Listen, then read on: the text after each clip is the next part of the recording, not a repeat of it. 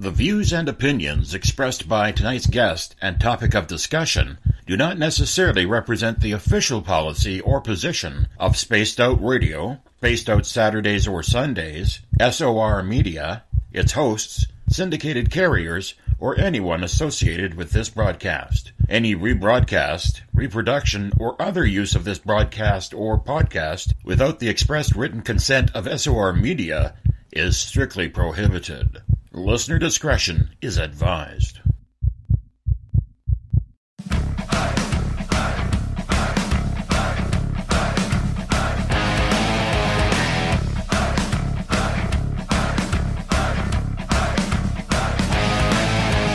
Are you experienced? Then come own the night with us.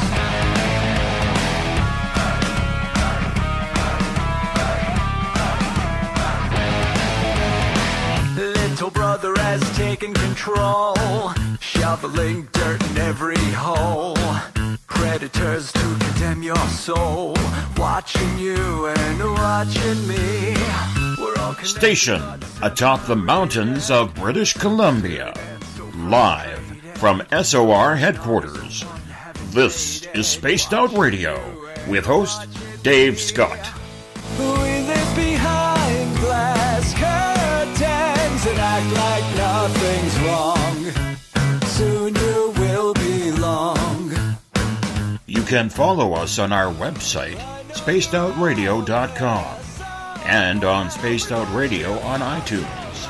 You can follow Dave on Twitter at Spaced Out Radio, and on Instagram at Dave Scott SOR, on Facebook at Spaced Out Radio Show, and on our YouTube channel, Spaced Out Radio. Brother wants to make headlines, be immortalized.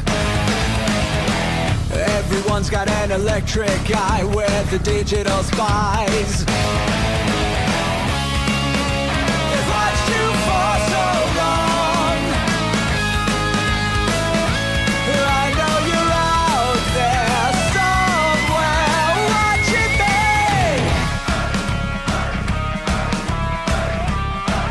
me. Buckle up, space travelers.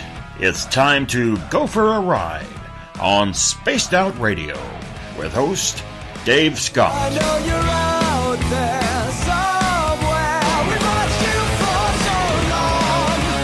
Wait for you to fall. We'll expose you all. I know you're out there somewhere watching me. Little brother wants to make headlines, be immortalized. It's Monday, March 19th, Tuesday, March 20th, if you're on the East Coast or across the pond, and this is Spaced Out Radio.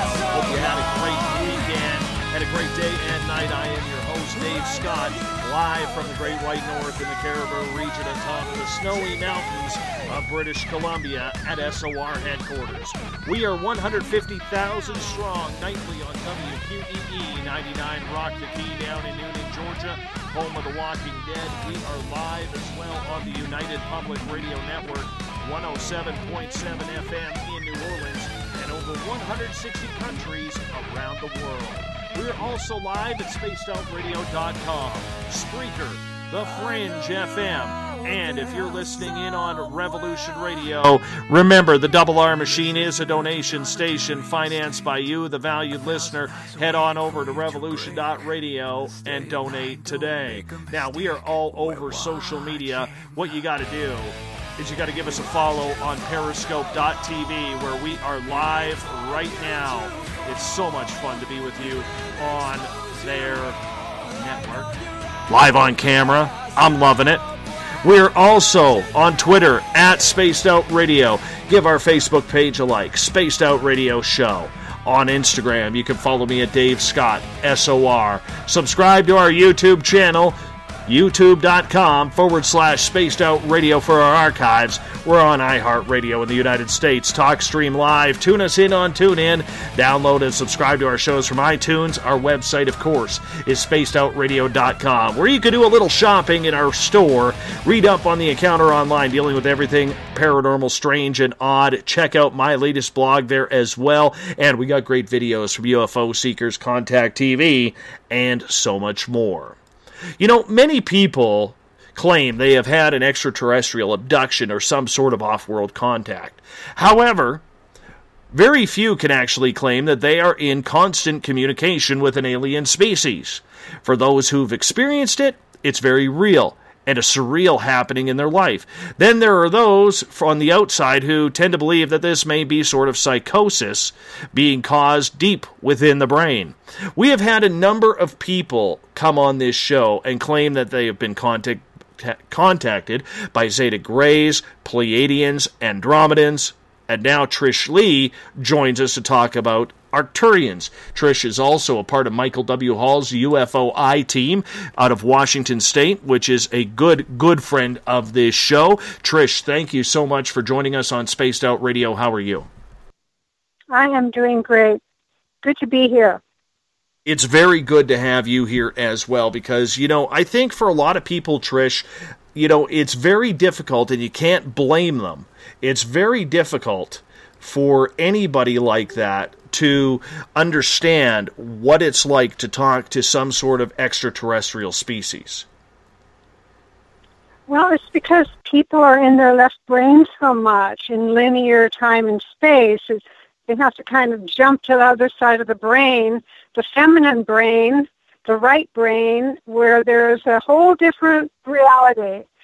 And most people don't even know that we have two sides of ourselves, the masculine and the feminine.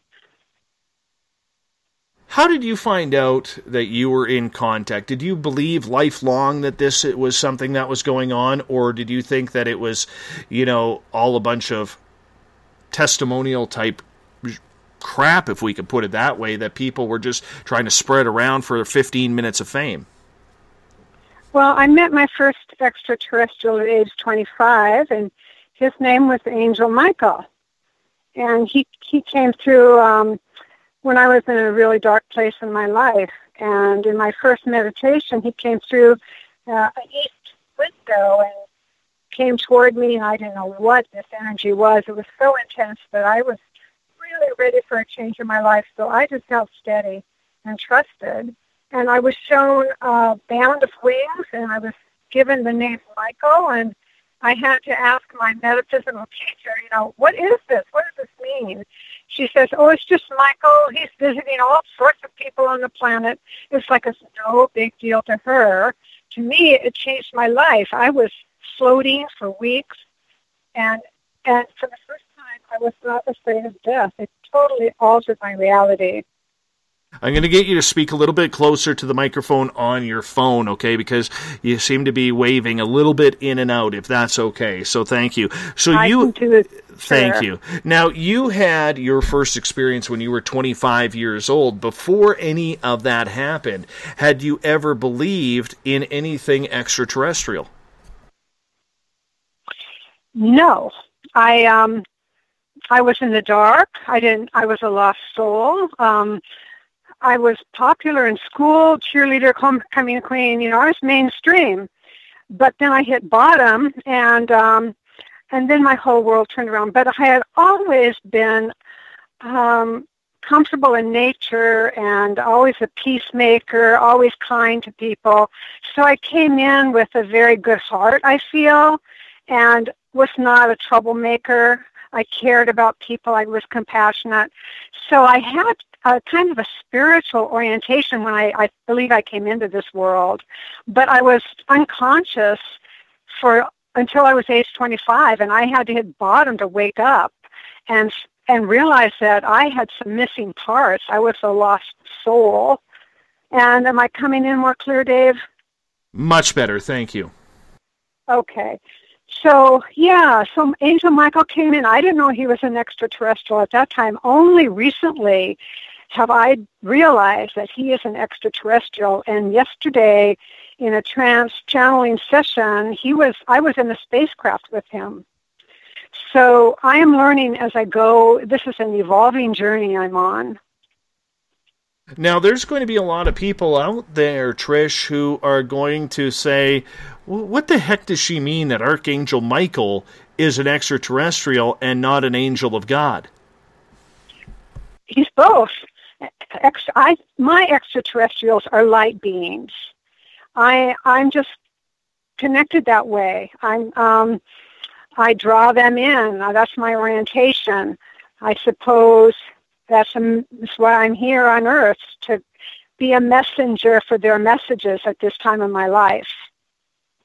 And if people can expand their mind and not be in a Christian orientation, kind of be more resilient in their way of seeing and thinking about things, there's so many hidden messages and meanings in what the Bible tells us. I think Ancient Aliens has opened my mind to lots of the myth around the Bible and other cultures.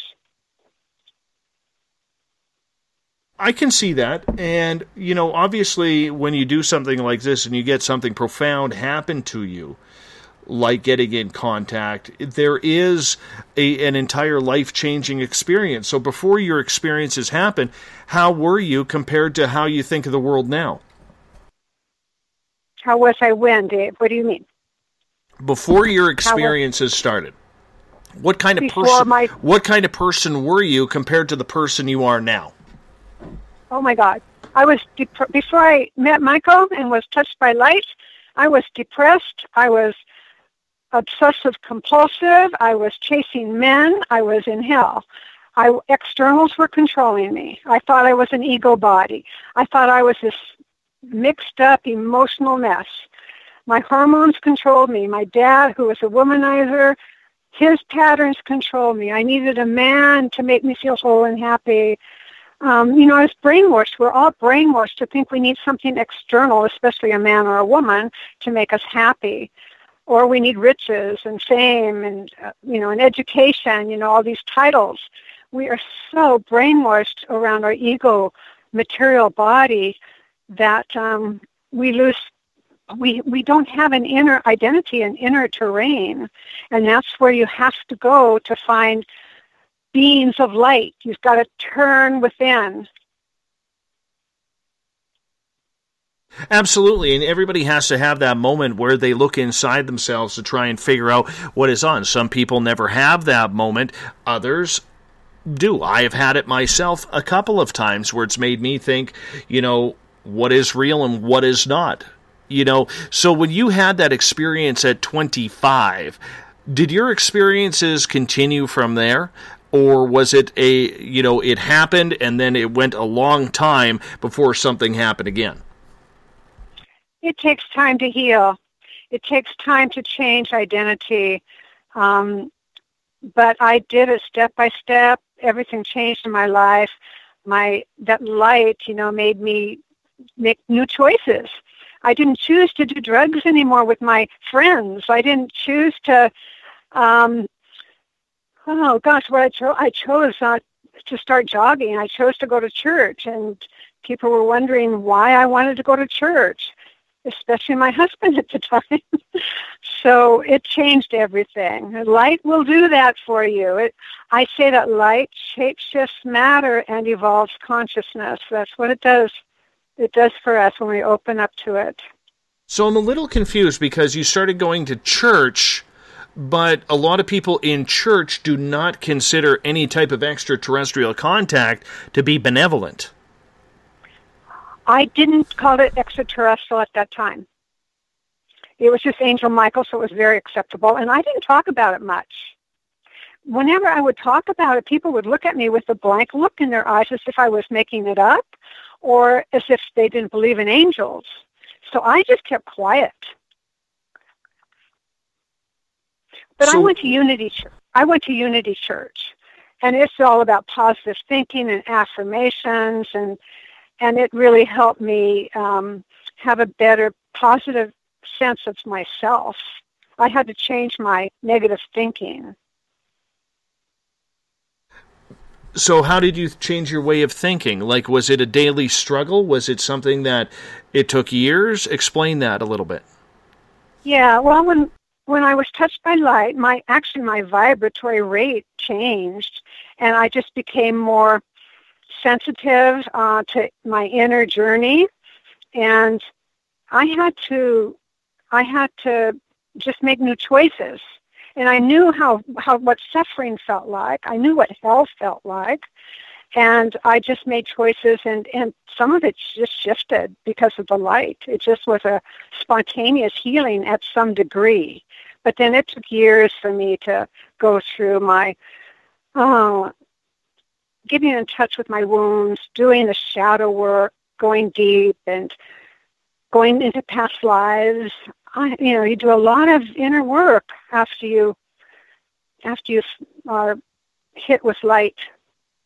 Now, you've mentioned that you were hit with light by a couple of times. Did you have a near-death experience, or did you just have a personal awakening?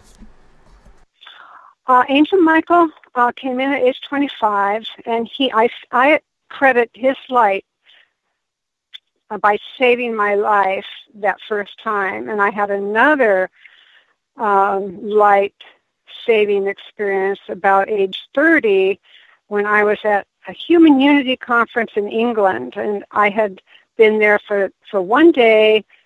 I was walking in my room, and I had a snap at the back of my neck, and I was paralyzed for 3 days. And I didn't want to leave my room. I didn't want any Western medical doctor to see me, because I knew that Angel Michael had just visited me. I just sensed it was a spiritual experience. And I couldn't get up. I couldn't walk. I had to crawl to the bathroom for 3 days. And so I just laid there, focusing on a speck of white light at the third eye, my forehead, and just focused and just, I didn't die. Years later in a book, I read about Kundalini snaps, and how Kundalini can just give you a charge in your body that it could almost kill you.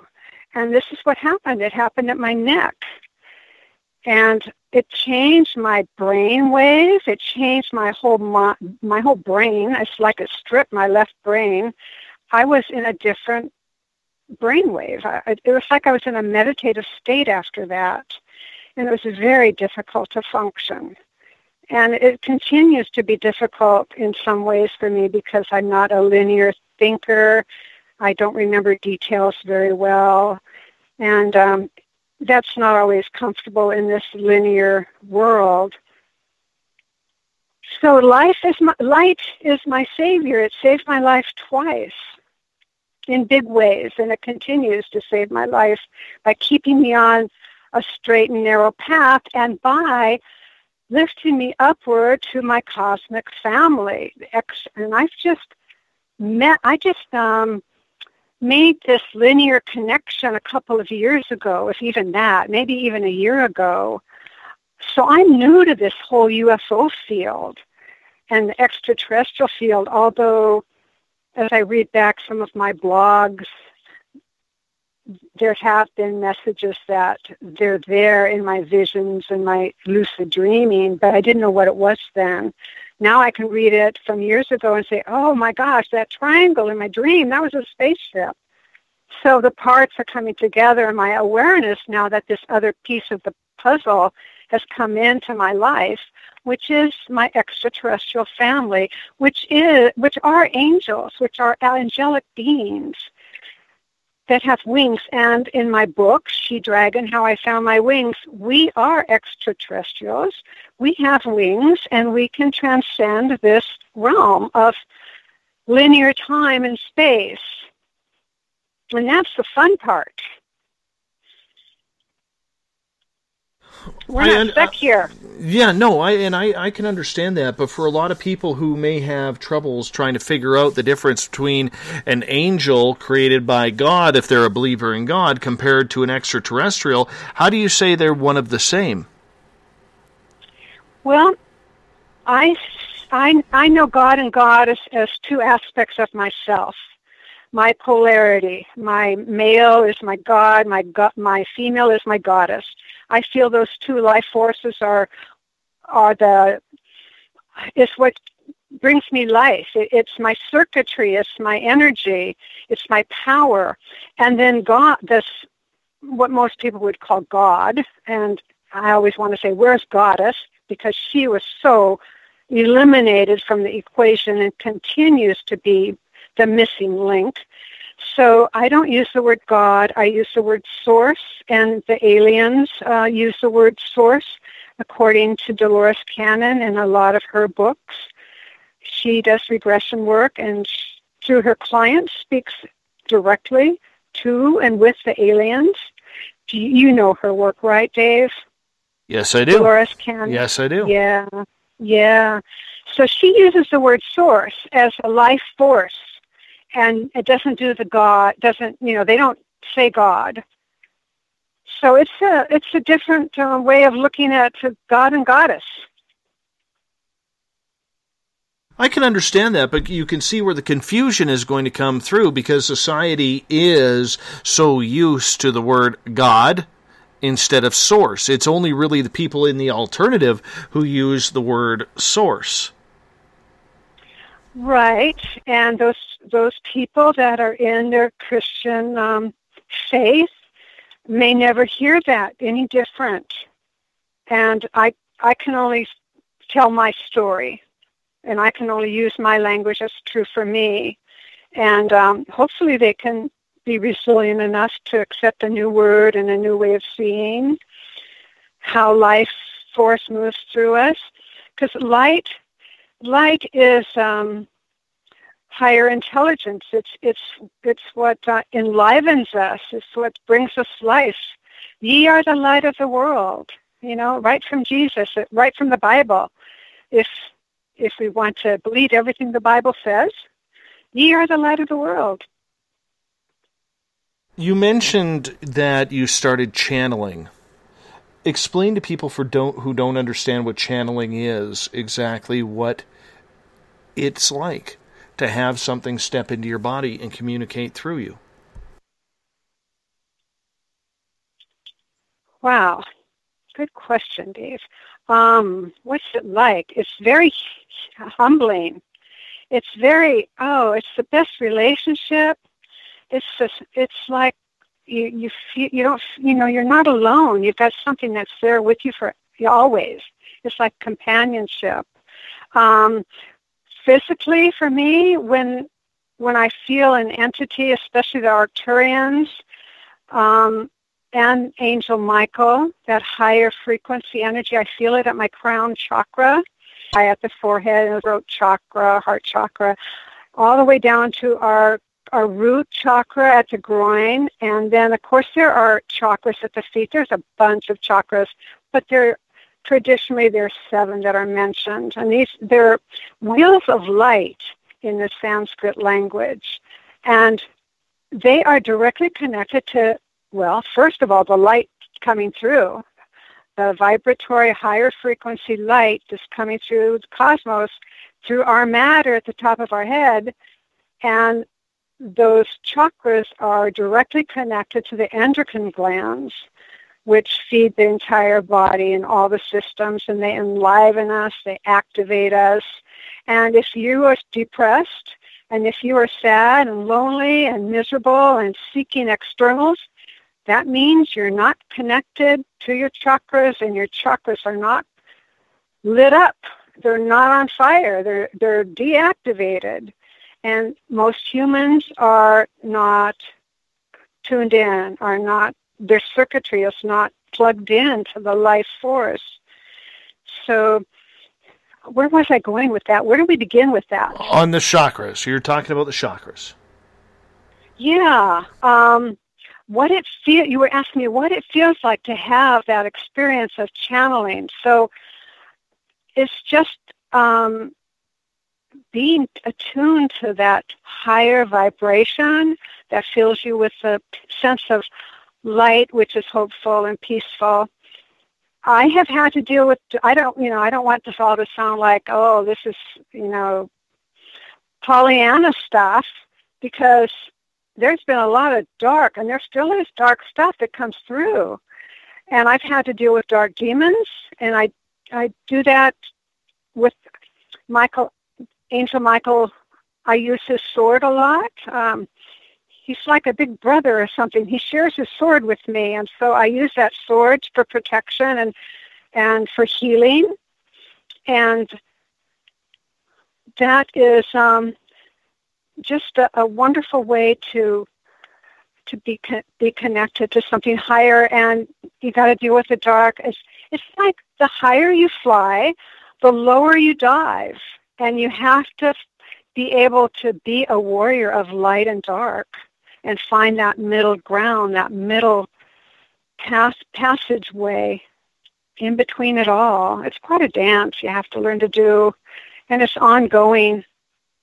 But light is what keeps me buoyant, and because it is love, light is love, so you feel connected to something very large, something larger than myself. And that is the difference between the before light struck me and after. I felt so insignificant and so small and so lonely. My life was so gray. And after light came in, it was colorful. And I had talked to someone at a church, a Unity church one time about, Angel Michael, and it made her feel sad because she didn't have an angel and she felt left out. And I definitely don't want people to feel like, they would never, or I would never have an angel. You must be someone special. No, we all have angels, and in fact, we all have an angel wing chakra. Mine activated. Oh gosh, I feel like I'm talking so much. Shall I just keep moving, Dave? Absolutely. Just keep talking. This is about you. Okay. All right. The angel wing chakra, it was amazing when that happened in my experience. To explain that, I want to talk about the masculine and the feminine. And I learned about the language of the sacred feminine because I was paralyzed for 2 days and my left brain kind of was stripped. It was changed. It was not dominant anymore. My right brain became dominant. So I had visions and dreams, and I was in La La Land, a whole different realm. And so I learned about her. She was dominant. My sacred feminine side, my feminine side was dominant. And then eventually over the years, I started noticing another logical voice coming in and cooperating with my visions and my dreams and adding information, supporting me. And I thought, what is this? What is this other voice, this other way of seeing things? And it was my sacred masculine. And so I tuned into my polarities, my negative and my positive, with the feminine being negative and receptive, and the masculine being positive and dominant. And that starts at the top of the head and in the crown and the third eye. Those two chakras, they both have polarities. It's called the mystical marriage, and you can look it up. It's actually some beautiful words around that. And maybe I would find that for you. It's just so beautiful. So when you've been channeling, what's it like to have a spirit enter your body? My experience is different than most channelers. I'm discovering. I don't become that person. They don't take over my body. And I think I'm going to have to start using a different term because people are expecting me to channel in the traditional way, and I'm not doing that. What happens for me is I just close my eyes, and I'm in a deep trance. My friend Mary Kennedy is with me and helping me go deep. This is when we do our presentations. And so I just am receptive to whatever comes into my third eye, the visual screen, internally. And there's always something different that shows up. at the UFO Paranormal Summit at Ocean Shores at Quinault. Angel Michael came in, and my dragon came in, and Gaia came in with messages. The Arcturians never came in at all. And then yesterday at a session, I had all kinds of eagle. Eagle was huge yesterday. So I'm also a shaman, and I love Gaia so much. So I have a lot of spirit animals that come through. So it's just a matter of being receptive and not having expectations, but being totally open and being fluid with whatever comes through. Yesterday it was funny when Mary put me in a trance as she was counting me down. The first thing that came in right away was a serpent, which is the oldest symbol for goddess. And I thought, serpent, I can't talk about serpent because my mind was still in the conscious beta brainwave, yak, yak, yak. And so I didn't honor serpent. I just let something else come in, and I'm going to have to make that up to serpent because that is such a feminine symbol. And being springtime, she had something she wanted to say, but my linear mental mind said, oh, I don't know what I'd say about that. And I just shut it off. So that I'm always learning.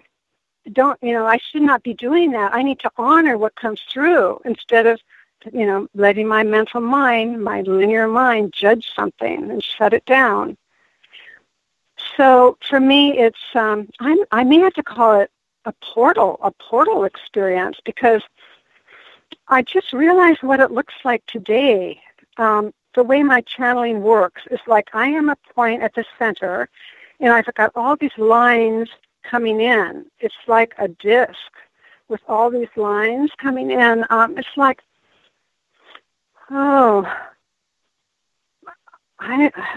it's like a portal. I'm open to whatever. I don't just channel one thing.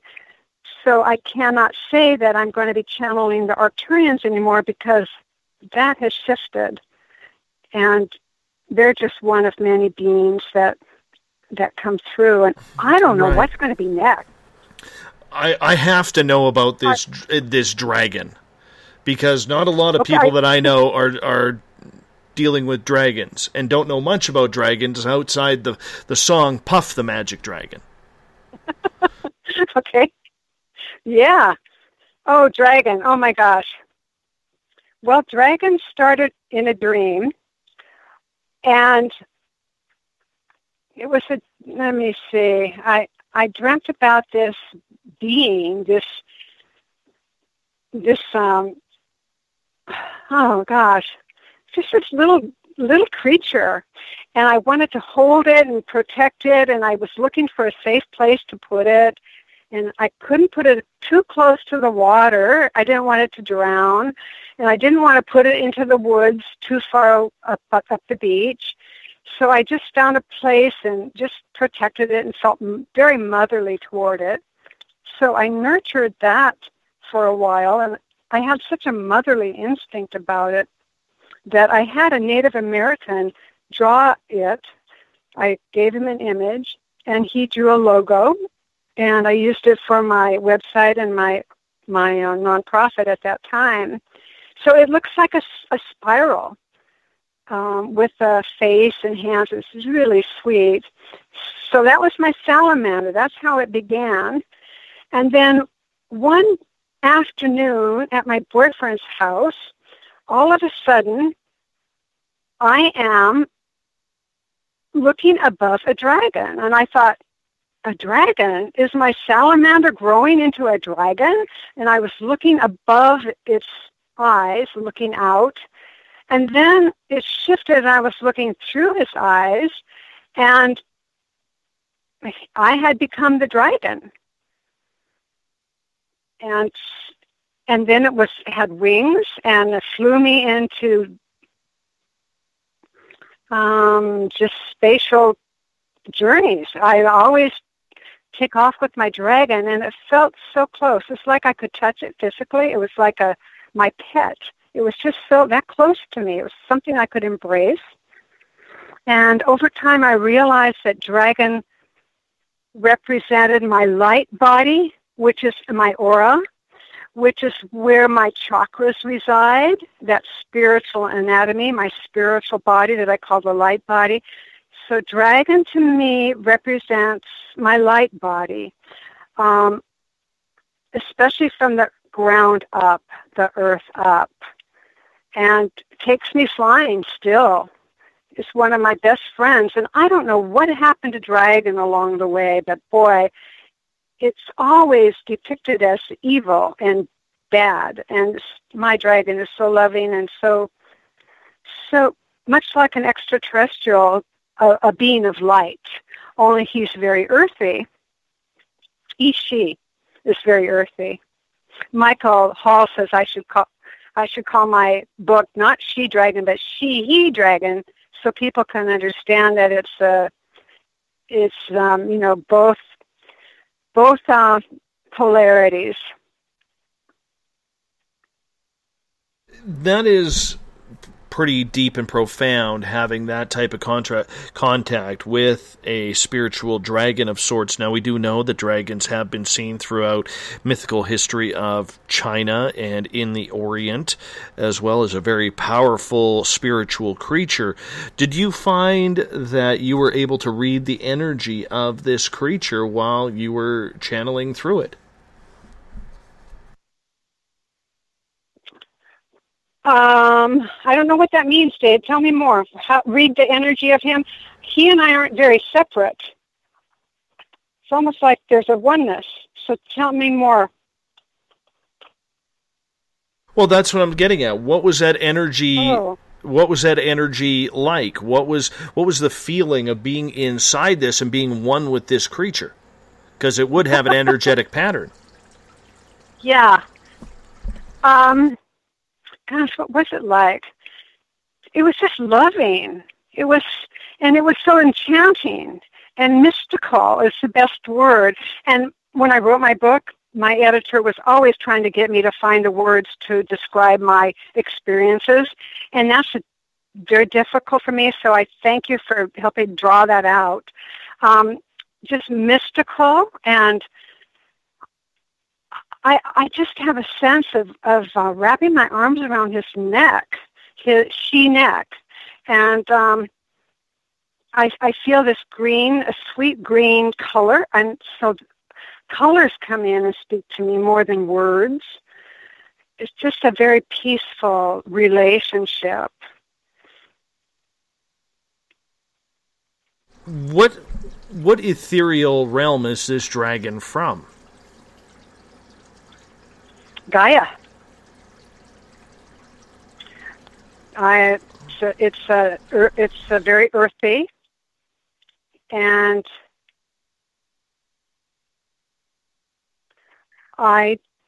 maybe you know more about ethereal realms than I do. I think it's like the extraterrestrial. When you ask that question, what's coming through is that these beings are in all of the realms. They transcend all of them and go through all of them. Does that make sense? Absolutely, absolutely, it does. Yeah, I think that's what I'm hearing. Trish, let's start to talk about extraterrestrials. When did you start having extraterrestrial contact? Not the angelic kind, but the kind that are, that people see in movies, whether it's the Greys, the Arcturians, the Andromedans, Pleiadians. When did all that start happening for you?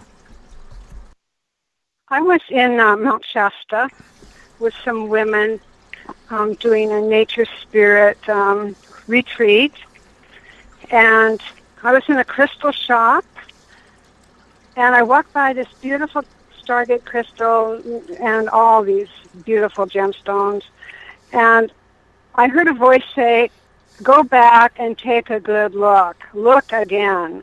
So I took a couple steps back, and I really looked at this beautiful Stargate crystal, and I about fell on my butt. This thing about knocked me off my feet. It was so powerful, and I thought, wow, what is that? And the next day I was at one of the waterfalls there near the mountain, and I was rattling with my turtle rattle, and I all of a sudden felt elongated. I was lifted up, and it was the same sensation that I had with the crystal. There was these rays of light were coming out of the crystal and lifting me up, beaming me up, actually. And so at the waterfall, I had the same experience, and I thought, the tall ones, these are the tall ones. And so I explored that a bit, and I went to Ascetti Ranch near Mount Adams and learned more about extraterrestrials and the star nations, and I got over the next few months that these were Arcturians, and they were my star family. And I had other messages along the way, but that was the first time when I really got a hit that, you know, there's something here to this star nation called the Tall Ones. Mm-hmm. Mm-hmm. And I had to ask people about them. Do you know the Arcturians, Dave? I have not had. I haven't had contact with them. No.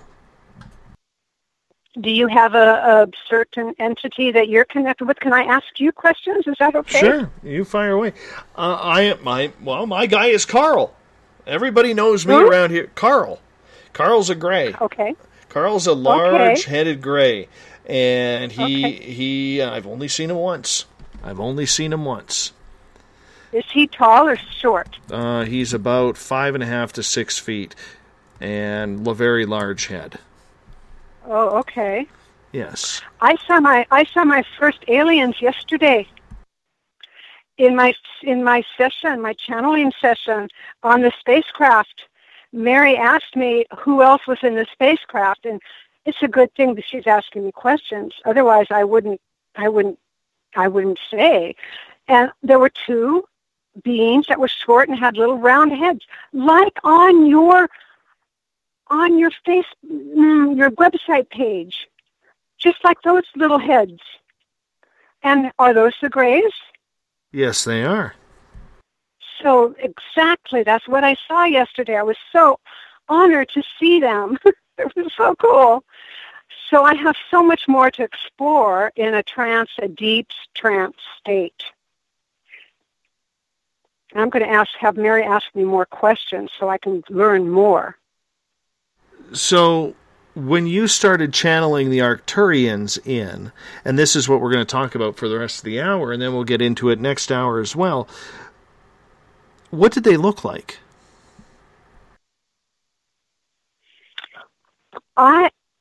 At first they were just tall and long pillars of light.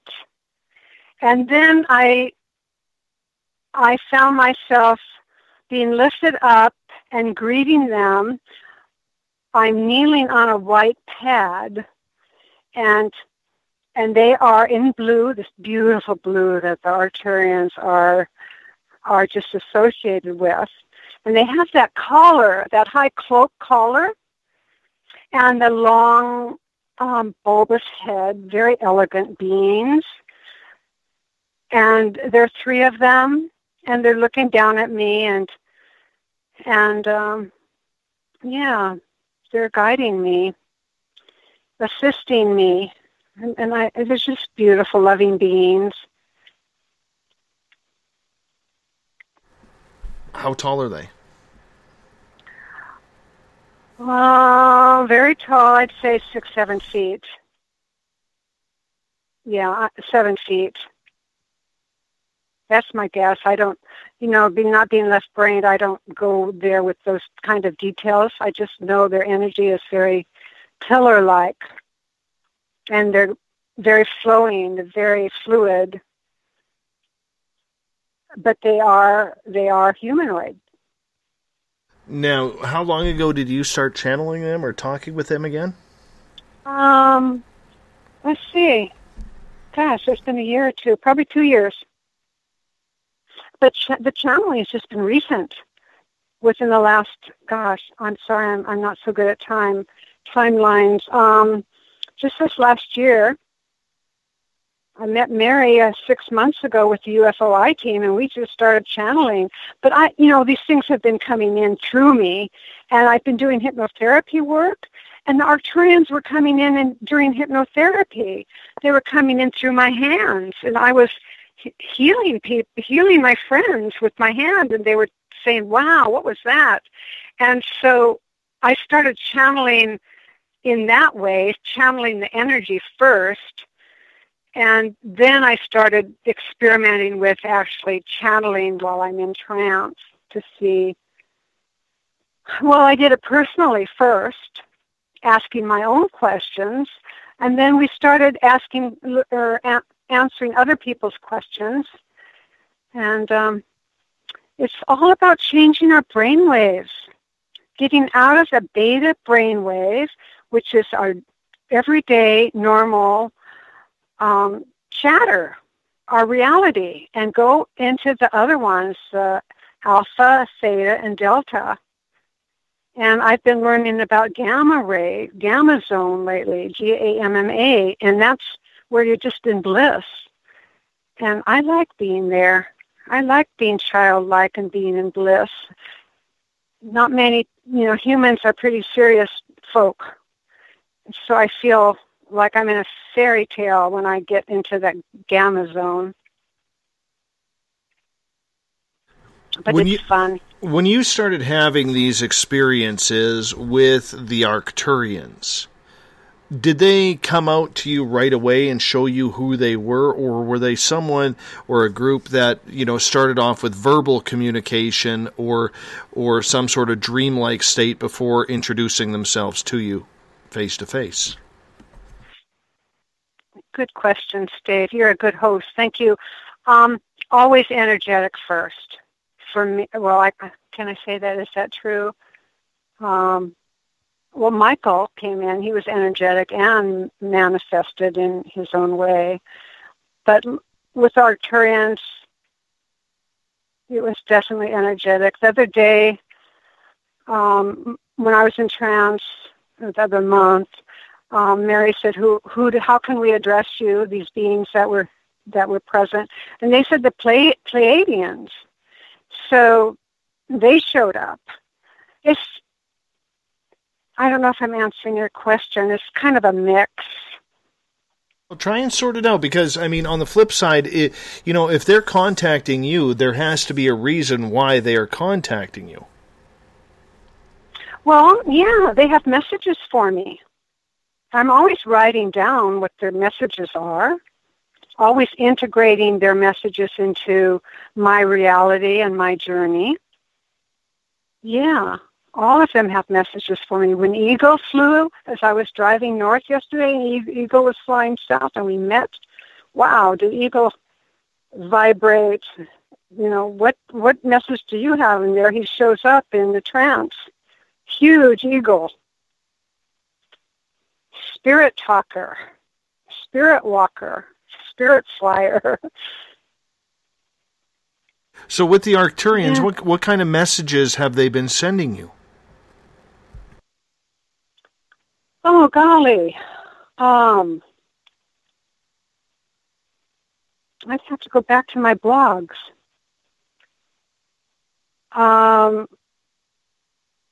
Let me see. I'd have to go back to Angel Michael. And Angel Michael might be an Arcturian. Can I separate them? I'm not sure that I can. As you can see, I'm learning as I go here. I don't know if archangels, are in a different frequency than extraterrestrials, and if extraterrestrials are in a different frequency than aliens, and then humans and demons. Is there a spectrum of beings from the most subtle to the most dense? But I do have messages from Angel Michael. Well, let's hear some of them. Okay. He has a sword, beautiful sword of light, and he battles dark and light. and he has offered that sword to humanity. He did that with a sweeping stroke, and I got that it was an offering to humanity to use his sword. And I don't get all the information at once. It comes in like puzzle pieces, and I get to put my logic, my male. See, my feminine sees these images with my right brain, and then my male gets to help her understand them and put them together. So that's how that inner relationship happens. And by the way, if we all taught our children that relationship begins within, getting to know your inner male and female, it would just make everyone a lot more happy, and we wouldn't be searching for externals all the time. So my wish is that our children would learn about their inner relationship. And where was I going? Oh, gosh. Michael and the sword. Yeah. He's offered that to humankind, and I learned later that the sword, in the vision, I'm seeing the picture because I'm better at pictures than words. Gaia showed herself with a hot core chaos, red chaos at the center, and we know how Earth and Gaia is heating up. And we can cool the surface by using that sword because it will calm the inflammation. As humans, we're heated up in our anger, our frustration, our addictions, our greed, our lust. It's all inflammation. Lower chakra, red frequency, red energy from the lowest chakras. We're all too dominant there. And so the sword can help us raise our frequency, cool our temperature, cool our energies, shift our frequencies so they're at a different level, a different pace, slow down. And so he's offered that sword to us. And yesterday, so that sword I hold with my right hand and I hold it upward. Yesterday was when I was on the spacecraft with Michael. As I was saying goodbye, he showed up at the very end and said, hey, Michael, saying goodbye. Very last second was when Mary was bringing me up. But in that spacecraft, I was holding onto a throttle, and it was almost surreal to be in a spacecraft because this was my first experience that I'd really been inside of it consciously like that in a deep state. I've been aware that Dragon takes me there. In fact, I have thought that Dragon was a spaceship. And if I know, I must sound like I'm psychotic. The Dragon is all these things. It can be an energy being, and it can be a spacecraft. It takes me flying. Oh, I want to read my poem about that. I'll have to do that sometime soon. We only have about 2 minutes before we got to go to break here, and I'm just wondering if we could get a question in here from Bob, and that is, sometimes when he is in intense medication of his medical cannabis, he feels that he has what he describes a Kundalini type rush, very intense vibration from the top of his head to the base of his spine. Can you explain the significance of this effect, if there is any? Well, that's the life force. That's the light moving through the body. And that's activating your chakras and your whole system, your whole energy system. And if you can get in touch with the wing chakra at the upper back, and just imagine your wings and see if that will open for you, if you're interested, if that appeals to you. But I would really encourage you, when you're having that beautiful sensation of energy enlightening you, to stretch your wings. Check it out.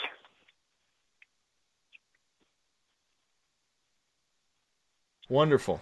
Wonderful. And once again, you are involved with the UFOI team down in Washington State. How is that for you? Oh, I love everybody on the team. Michael Hall is doing such a great job, and we're all just building a community. And we had a great time at the Paranormal Summit, and we're going to be at the Burien UFO Festival on April 5th. And we're taking a lot of stories, a lot of investigations. We want people to tell us their stories because we feel disclosure is happening at the ground level. Mm-hmm. Awesome. I'm going to get you to hold on right there while we are going to take a break here on Spaced Out Radio. Our guest tonight, Trish Lee. She is part of UFOI team in Washington State, where she has had contact with the Arcturian species. We're going to find out more what that contact is like coming up after our first break of the night here on Spaced Out Radio. Trish is going to be with us for one more hour. Then we're going to open up the phone lines in hour number 3. And talk a little bit of aliens, and this coming weekend on Spaced Out Radio. It's going to be a lot of fun. You stay tuned. We got one more hour to go with Trish here on SOR right after this. Find your escape where time has no limits. It's about living today and cherishing the heritage of yesterday. A spirit of adventure for what is new, with the nostalgia of the past. Your timepiece is a reflection of who you are. Life surrounded by beauty from the world around us to the soul within. EscapeWatches.com. There is no time like the present to enjoy your escape. Use promo code SMF2017 for your 20% discount today. Lori and Fenton here, SOR listeners. Join me at UFOCon 2018 in South San Francisco, California, March 23rd through 25th, where 14 presenters discuss all things disclosure, UFOs, and aliens. Stephen Bassett, Grant Cameron, and Melinda Leslie address disclosure.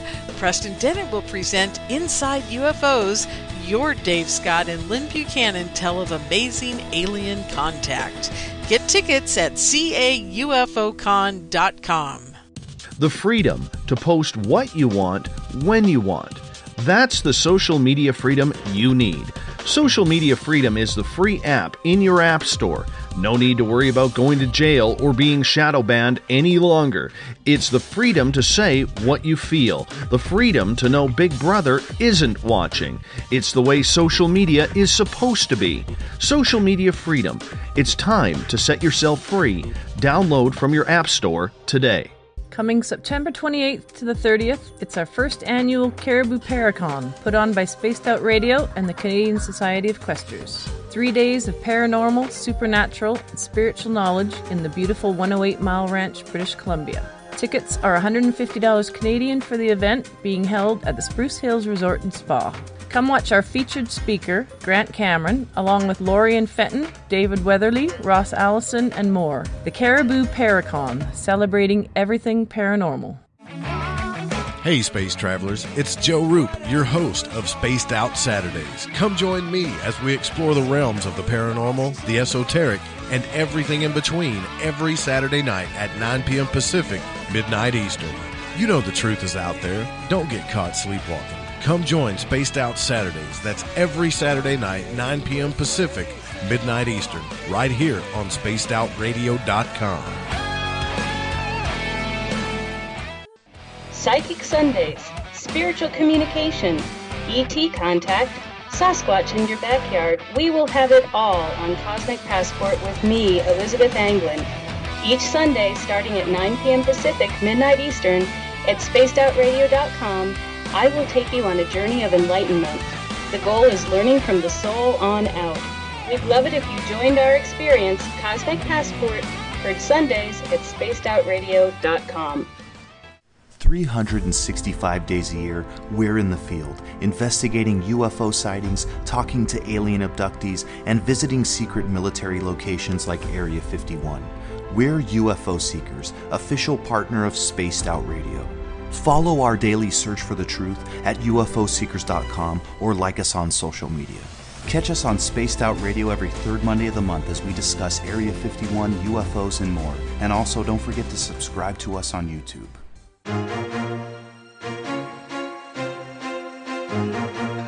From coast to coast to coast, Blacklight Uncharted is taking on the paranormal across Canada. From ghostly hauntings to the UFOs flying above in conjunction with MUFON Canada, we're closely investigating what's going on in the northern skies and checking out the apparitions that walk among us. Check out our videos right here at spacedoutradio.com. We want to know your thoughts, we want to hear your experiences, and we want you to share your stories. The answers are out there, and we intend to find them. It's paranormal news at its finest. Welcome to The Encounter.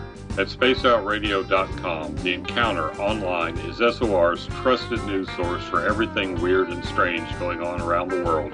This is news editor Eric Markham. Our team of journalists are scouring the planet for those strange stories that rarely make the mainstream. No fear-mongering or fake news here. Head over to spacedoutradio.com and encounter The Encounter. Want to learn more about aliens, cover-ups, conspiracies, cryptids, and the paranormal? All you have to do is tune in S4 as we take over the Spaced Out Radio Night, starting at midnight Pacific, 3 a.m. Eastern, each and every Saturday night, right after Spaced Out Saturdays. Hi there, this is Eric Cooper from Forest Moon Paranormal. Join me, Corey Ruiz, and friends as we discuss the hot topics of the night. It's fun, entertaining, and as dark as the night. Find us at spacedoutradio.com. Are you interested in advertising on Spaced Out Radio? Head to our website at spacedoutradio.com and click on our advertising tab. There, you will find an assortment of ways you can get your product out there with us, from radio commercials to banners and social media. Have a product you like our hosts to endorse? We can do that too. Visit spacedoutradio.com for more details. Do you want to know what's really going on in your world? Do you have questions about who you can trust in the mainstream media? Then look no further than the Rebel Planet. Come get the straight answers right here at spacedoutradio.com. Join me, Jamie Sexton, creator of Rebel Planet News, as I fill you in on the stories behind the stories. All you truth seekers, be sure to tune in to Rebel Planet on spacedoutradio.com the third Thursday of every month. Hey, this is Canadian paranormal investigator Mike Moore. The third Wednesday of every month, I'll be teaming up with Dave Scott to bring you Ghosts of the Great White North. Each month, we will bring on guests from across Canada to discuss their ghostly encounters. Canada is a paranormal hotbed with stories you've never heard, so we're going to bring them to you. So get comfy on your Chesterfield, grab a donut, and join us, eh?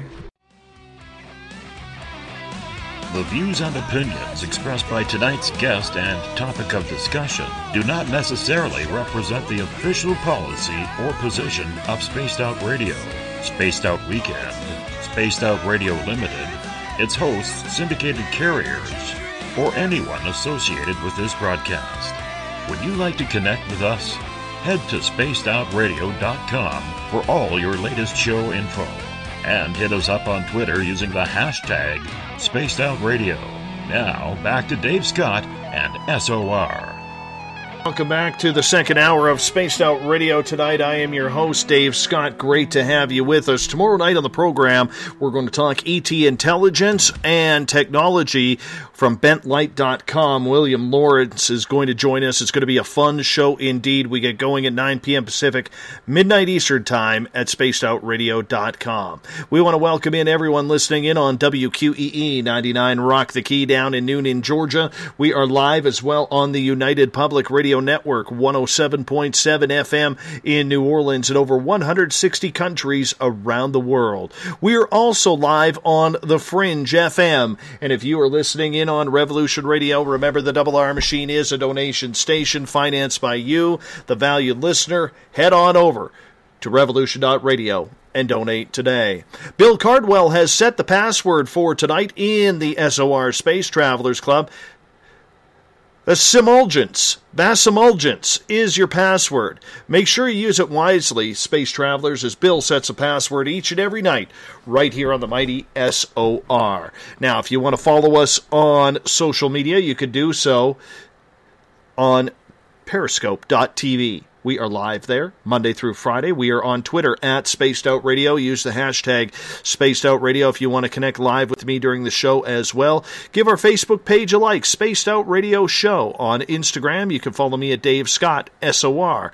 Subscribe to our YouTube channel. Go to youtube.com/Spaced Out Radio. Please subscribe to that. We are on iHeartRadio in the United States. TalkStream Live. Tune us in on TuneIn. Download and subscribe to our shows on iTunes. Our website is spacedoutradio.com, where we have a plethora of features for you, including shopping at our Spaced Out Radio store, rocking out to some Bumblefoot, read up on the encounter online, or watch great videos from UFO seekers, Contact TV, and so much more. Now, I'm only in the captain's chair until Wednesday. On Thursday, I'm going to be getting ready to fly out to San Francisco. So I got to make the big trek down to Vancouver to catch my jet early in the morning on Friday morning, flying to San Francisco for UFOCon 2018. Now, if you are planning on attending, I really look forward to meeting you down there. I hope to meet a bunch of you, a plethora of people down there, which is going to be a lot of fun. And if you can't make it, but you want to see my speech, I am going to be broadcasting it live on Facebook.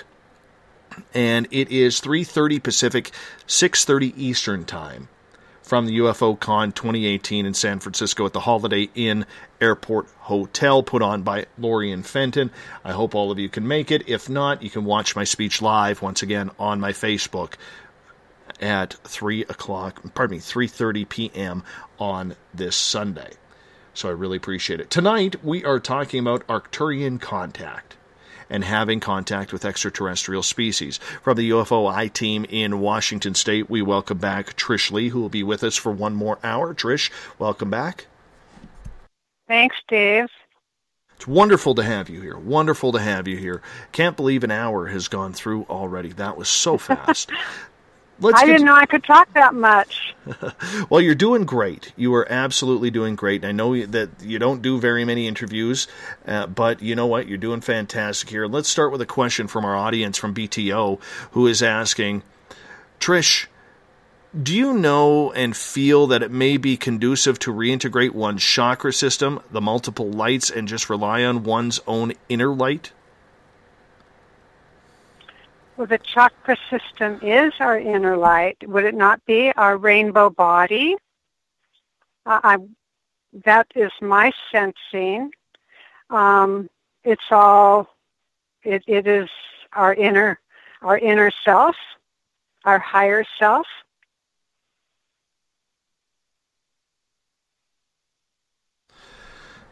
I've never really been a chakra guy, so I can't really comment You haven't? on that. No, Okay. no, I pretty much have blockages. It just goes. You never feel something at the top of your head, a little sensation there, or at the back of your neck. No. The only time I do suffer from migraines. I will say that. I do suffer from migraines, but they are far and few between. I usually get one every couple of months. And then it's a nice dark area that I have to go to in order to clean that up. Oh. Do you meditate? Meditation can clear that away. Have you tried that? Yeah, it doesn't work for me. It honestly doesn't work for me. I have been trying to meditate for years, just cannot get into it. Cannot get into it whatsoever. The Arcturians are saying that you could call on them, and their light could come in and surround you, and their light could help with that. Can you imagine doing that? Me personally, no. I have my mind does not slow down enough. I blame it on being left-handed. Okay. Yes, I blame it on being left-handed. So that's the reason why I cannot get the whole meditation thing down. I've been trying for years, and I just cannot figure it out. Cannot get there. Have you ever done hypnosis? Yes, I actually got booted out by my guides. What? Yeah. What does that mean? My guides wouldn't let the hypnotherapist take me where I needed to go. or where where she wanted. I was under for about 10-15 minutes, and then literally I heard the words from my guides, "This is BS, we're waking you up and we're pulling you out." Well, maybe you need a different therapist. Well, maybe. Okay. I don't know. Oh, but yeah. Wow, okay. You're doing something right, so keep doing it. You've got all kinds of, spirit beings around you, supporting you. How often are you having extraterrestrial contact?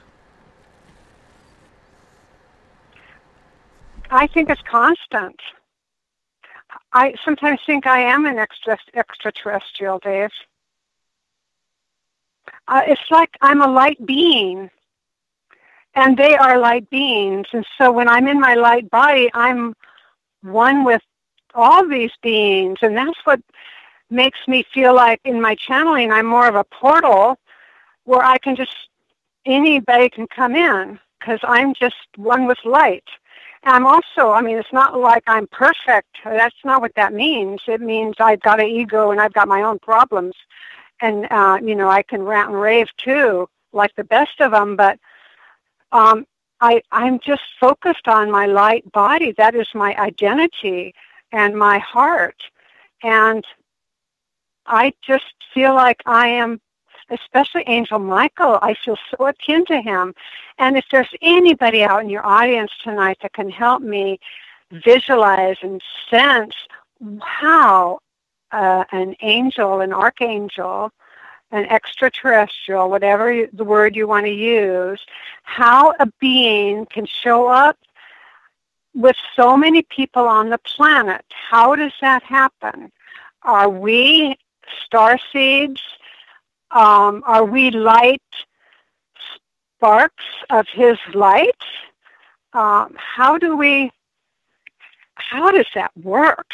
These are questions I'm asking. As a light being, I'm asking these questions. And we're all light beings. We have an ego body and we have a light body. And there's so many cords of attachment that are sucking out our light. And we need to cut those cords. As a shaman, I do that in my work, my healing work with my rattle and my drum. Get rid of those attachments that are draining you of your life force and your pure light essence. And the planet has that same thing happening. And we get to do the light work of cutting those cords and helping her heal and helping her be more buoyant and not so hot, helping her cool down, and so she can be more balanced. And as humans, that's our responsibility to help her do that, because we're an earth body just like she is.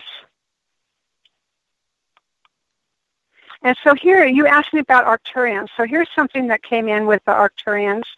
When I was in a trance, I was asking about cords of attachment and an addiction, how these cords of attachment are causing addiction all over this planet. And so I saw the cord in this trance state. It was held deep in earth, and it went far up into space. And so there's a coil. I drew this. It's on my website, shedragon.com. So there's a coil. It's dark matter. It's in the dense earthly realm. And then it shoots way, way up into the cosmos and into space. And that's how I saw this cord of attachment. That's the way it moved. And when it went way, way up into space, it was controlled by dark forces. I could feel that toxicity. And the Arcturians, thanks to my hypnotherapist, she asked the right questions, and the Arcturians guided me to send light down this cord. And they wanted me to send the light down through my hand, my right hand, always my right hand. And then that cord became a birth canal. So the light transmuted this dark attachment, and it became a birth canal, so new life could be generated where that darkness had moved before. So when you asked about what messages I get from the Arcturians, that's one of them. It's about light transforming darkness.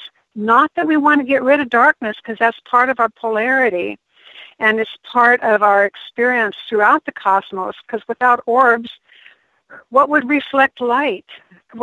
That's just my simple way of looking at it. So Arcturians are beings of light, and they're wanting us to use light. And Michael's sword is of light. And Dave, yesterday was when I was in that spacecraft. It's a disc-shaped craft. It's silver with windows. I've seen it many times, especially with my dragon. There was a throttle, and I had my handle on this throttle during the session. And then as the session ended, the very last thing, when Mary was pulling me up, I got the word Michael came in, and Michael was there. And so he's associated with that throttle. And so I'm thinking, okay, this throttle is like my holding onto the sword, but it was pointing downward.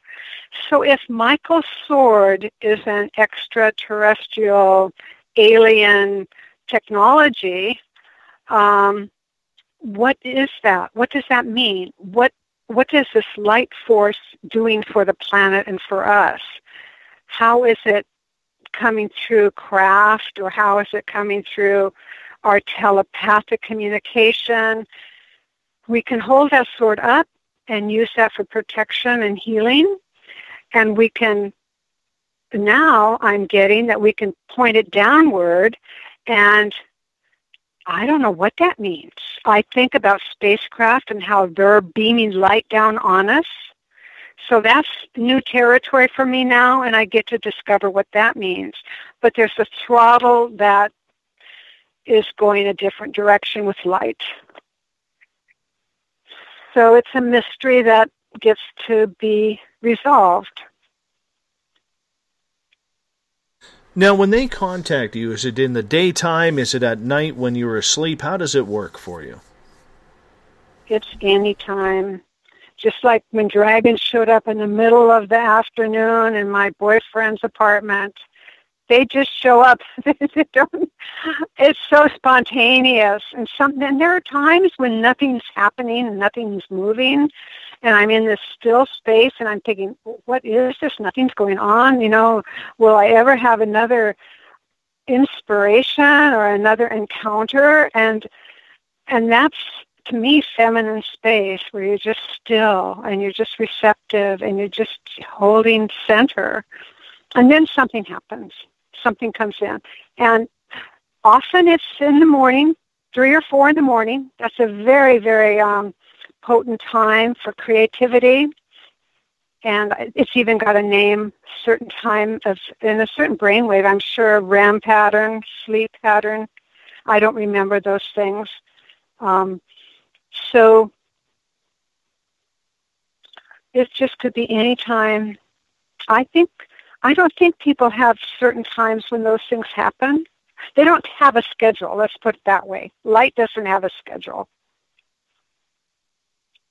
So when they are contacting you, what kind of signs do they give you that they are around and need to message you, so to speak? Yeah, well, I get a vibration at the top of my head, the crown chakra. And I see images, always something, and sometimes I hear words or see words, but usually it's just images. And one thing leads to another. That's what's so amazing about this process I've been on for 45 years. It's through all my writings, you can just see how one thing leads to another. It's evolution. It's a true evolution. So for me, evolution is a real thing. It's mystical. It's enchanting. That sits there. That's what that means. It makes me happy. It brings me joy that I feel like I'm being creative with a higher power, a higher intelligence, something bigger than my ego. That's very meaningful.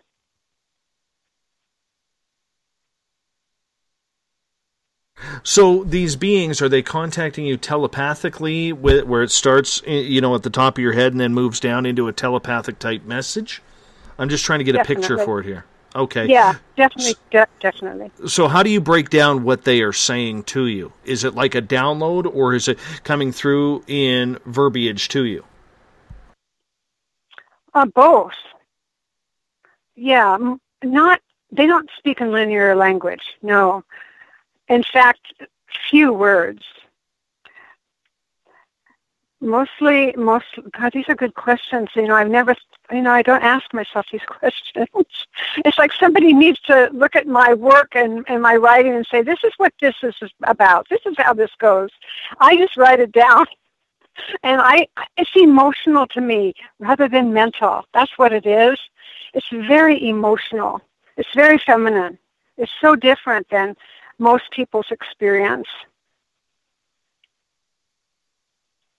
Well, and that's an important part there, is because it is part of an emotional experience for everybody, and everybody's experience is going to be much different. My experiences are different from yours and vice versa, but it's all in how we try and translate the message. So what are you getting out of these messages? I am getting that humans need to lighten up and find more joy and protect this planet. We're responsible, and attune and line up with our higher cosmic family. Get out of the rut. Use your wings, fly, and find that feminine side, that feminine part of yourself, and honor the women, because it's been a missing link. We can have all this linear information, we can have all this detail, all this knowledge. It means nothing if you don't have any emotion to lift it and have some feeling nature in your heart. Because information is cold without emotion. And emotion is empty without logic. The two need each other. It's back to that male and female again. And wings, we need our wings to relate to the extraterrestrials. We need to transcend and move upward. And Gaia, I saw Gaia flying through space yesterday in my trance session with wings and just beautiful blue-green color. And we can help her do that as humans. And I want to be a cheerleader for that. I want to be a messenger for my messengers of lighten up and lift up and fly away and of course be logical with it all too. Be grounded in logic. That's what I'm working on as well. Do they ever give you any type of specific messages? Because there's a lot of people saying, look, I don't buy into this unless we start getting some specific messages on how to save this planet from going to hell, as it already is. Well, get involved in politics. People are telling me that as a spiritual person, I shouldn't be politically active. I shouldn't be an activist if I'm spiritual. I say, bullshit. Crazy. That's my responsibility, is to honor my spiritual values through the political system. That's why I post things on Facebook that I care about. I will be a voice for my values because they are spiritual values. And I will honor those people that have spiritual words, spiritual messages. They have a vision that I respect. So that's one way. Vote with your voice and vote with your pocketbook. Vote with what you purchase at the store. Walk lightly on the earth. Oh my gosh. We just gotta change things on this planet. They care, the aliens and the extraterrestrials and the angels and the light beings that are walking on the planet. We care about Gaia. We love Gaia and the green nature, the 432 hertz, the resonance that Gaia sings. We're supposed to be singing with her. Get in harmony. It's so critical. And people are longing to do this. They are longing to find the path to to find an alignment. Let's get to some questions from our audience here. Jade is asking in the Periscope chat room, how do you deal with negative entities? Well, I had to blast some away earlier in my life. There were 3 really dark, evil entities that kept coming at me. I had to just hold my hands out and radiate white light. We have intense light coming from our fingertips and our hands. You can do that healing by sending them away with your hands. You can send them away with your thoughts. I circle them with light because, as you know, if you've listened to my story, light is meaningful to me.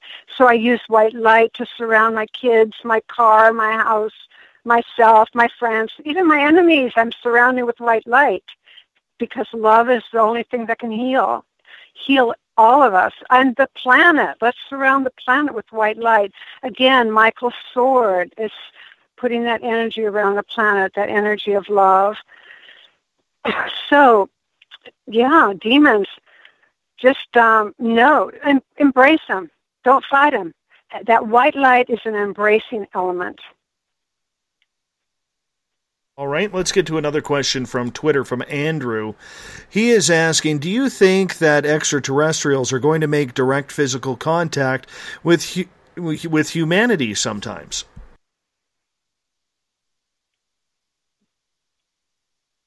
Well, I think they already have.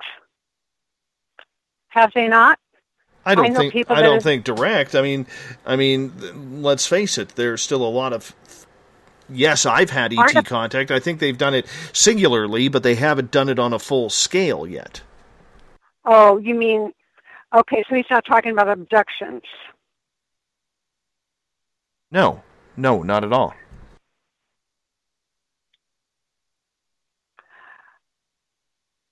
I think it has to happen individually.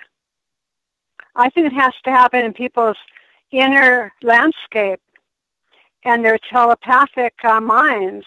I think the disclosure, the seeing, the craft,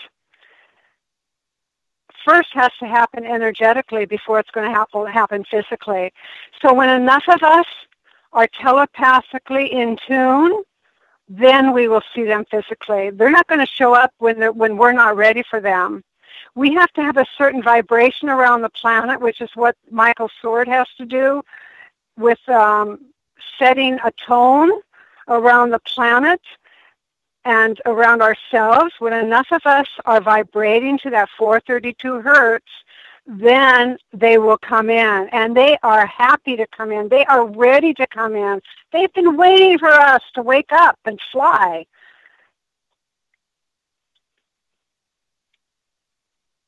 Where are they flying to?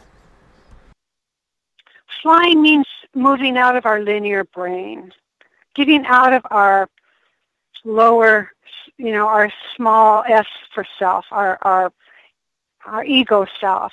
So flying, when I say flying, for me it means freedom. It means being much bigger than my ego body with all my emotions and all my mental thoughts. It means it's my feeling nature is what it means for me. And my feelings are positive. They weren't always that way. When I was depressed, oh my gosh. But I've been able to heal a lot of my wounds. I've worked on that really hard because I really want to be in alignment with my light beings. That's why I came here. So we've got to do that work. That's why we're all here.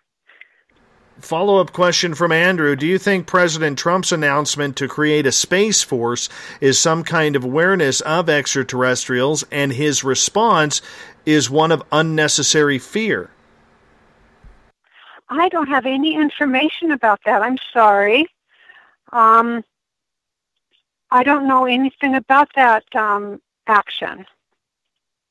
He just announced last week that while he was visiting a Marine Corps base in California, that he thinks it's maybe time to put a space force up in place. Now, he didn't say for aliens, he didn't say for Earthlings, he didn't really comment too much. It's been a lot. I mean, it could be typical Trump rhetoric that we're hearing, but either way, he made it very public that he thinks it's time for a Space Force, and many people are believing that maybe it's time to do that, considering we could be getting closer to some sort of disclosure. Well, there's light in the darkness, and many of us have seen a lot of darkness with Trump, how he's changed so many policies that have been good for the earth and for people. He's just obliterated them. So maybe there's light in the darkness. Maybe there is a silver lining. Maybe that would be for the good of the whole. And let's make sure that's what it is, and not some plan, some program to make money for the rich or to benefit those who are part of the 1%. So let's hope for the best. And let's keep an eye on it and make sure it's for the best. Dawn is asking, she says, where do I get wings? And you said you had a dragon, because I want a dragon too. How do I get one? You are one. So this is how I see it. We have a light body with our chakras and our aura that surrounds our physical body. And that is our dragon body. It has wings, and it can take you, when you go within, get out of the mental mind, the busy monkey mind, and go within, find a quiet place, ask your guides, ask those beings that want to connect with you to come in. You can do this. We can all do this. Just become still. What helps you become still? Can you go sit under a tree? Can you listen to music? You drum? There's got to be something that helps you become still. And that's where the meditation comes into play. Yeah, it's quieting that beta brainwave. It's changing that to alpha or theta or beta, or delta, I mean. Yeah, I've got to change that brainwave. And there are so many tools. You just have to find what's right for you. Rattling really works for me. I can feel something in my brain go snap when I start to rattle. It's just immediately. It's like it's hungry for it. Interesting. Interesting indeed. When these Arcturians come visit you, are they also visiting people that you know in regards to having some sort of contact? Like, are they trying to get a bulk message out there to numerous people rather than just you?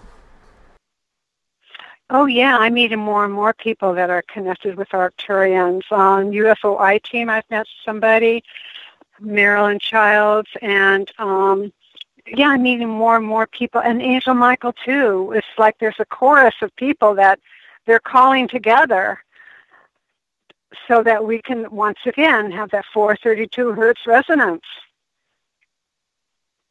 We got to meet each other. We got to come together.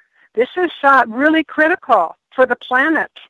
And this, again, I'm seeing Michael's sword going around the planet and putting that energy out there, circulating that energy of white light. It's that 432 resonance that as humans we need to attune to save this planet. And everyone talks about a new Earth. Well, can we maybe save this one? I guess you could. Can we make her green again and water's blue again and people happy again? That's what I'm seeing. That's what I want. That's my reality I'm creating. Eric with a K is asking, do you think Arcturians get along with Pleiadians? Gosh, do they have egos too? I would say yes. According to Dolores Cannon's books, I've been reading her book, Custodians, and they work together. They aren't like us in their ego bodies, but they're more telepathic and use a different kind of energy system. And so they don't compete, and they are working together for our good and really hoping that we'll wake up and join them.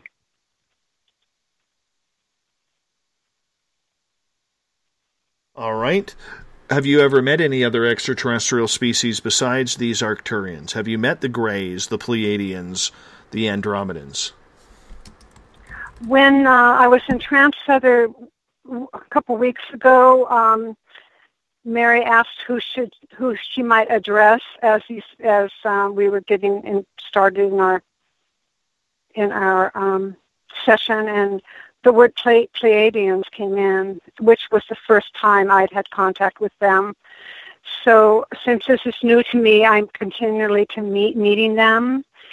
I've heard that Archangel Michael was an Andromedan. Is that the way you'd say it? I don't know. I have the experience, and I don't know. I don't know if he's an Arcturian. You know, everybody has a different angle on it, a different concept, a different opinion even. And I just want to go on my own experience. That's more important than the linear information. I know that doesn't help a lot of the audience, the listeners. But anyway, the Pleiadians came in the other day, so that was fun. And then yesterday I saw my first, as you said, they were Greys. That was so cool. And I saw this screen on the spaceship that showed this pinkish, I called it a constellation, but I think it was really a galaxy. So this opens up a whole new world for me. Now I've got to go explore and find out where this is and what this is. And it's like a whole new chapter of my evolving story. So stay tuned. Who knows what? So how do you? Yeah, but if they're not giving you much information, how do you go about finding the information you need to put these puzzle pieces together? I don't need a lot of information. It's more inspiration. It's coming differently for me. It's coming through pictures and see. I'm not in the mental linear information pieces. It comes in differently.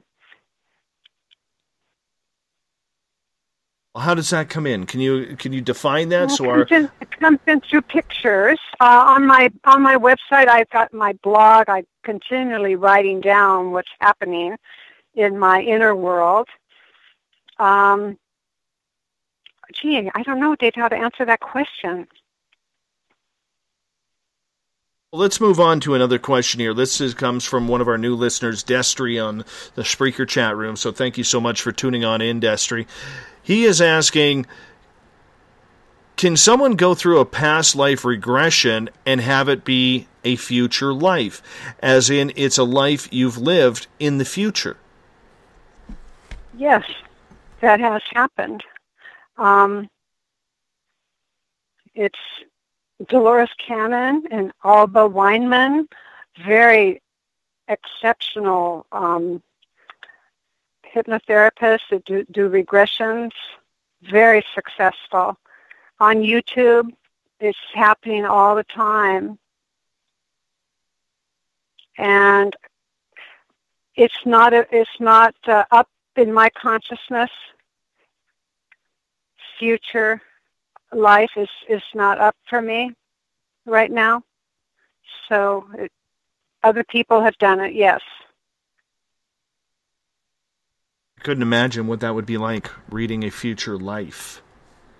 Yeah, right. That would be very, very odd. Very odd. When it comes to the Arcturians, have they ever taken you to see what is out in the stars, or maybe their homeland? Not yet. I was like the spacecraft yesterday. That was really new. I travel to them, and I'm always on this white platform when I land there, and they're just standing. So that what I need to do, Dave, is ask more questions. I need to have Mary, who puts me in trance, help. Well, I need to give her those questions, and I need to go deep, because yesterday in my second session, I was able to go deeper, And that would be helpful for you too if you could just get started and get into a deep place, because you can ask questions and learn so much. So I'm looking forward to learning more.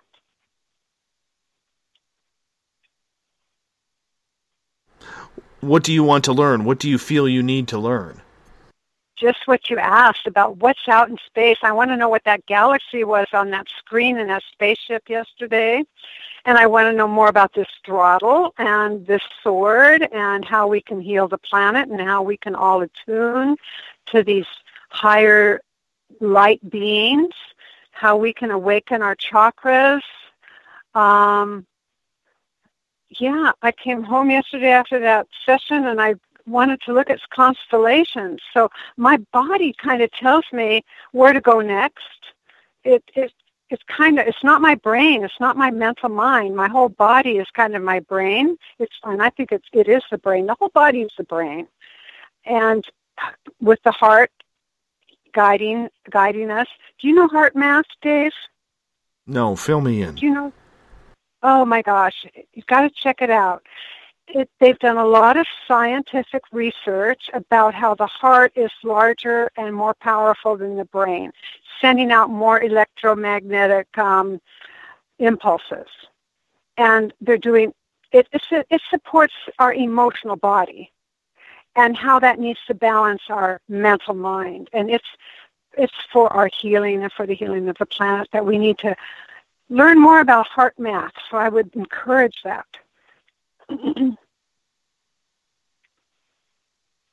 Heartmath.com.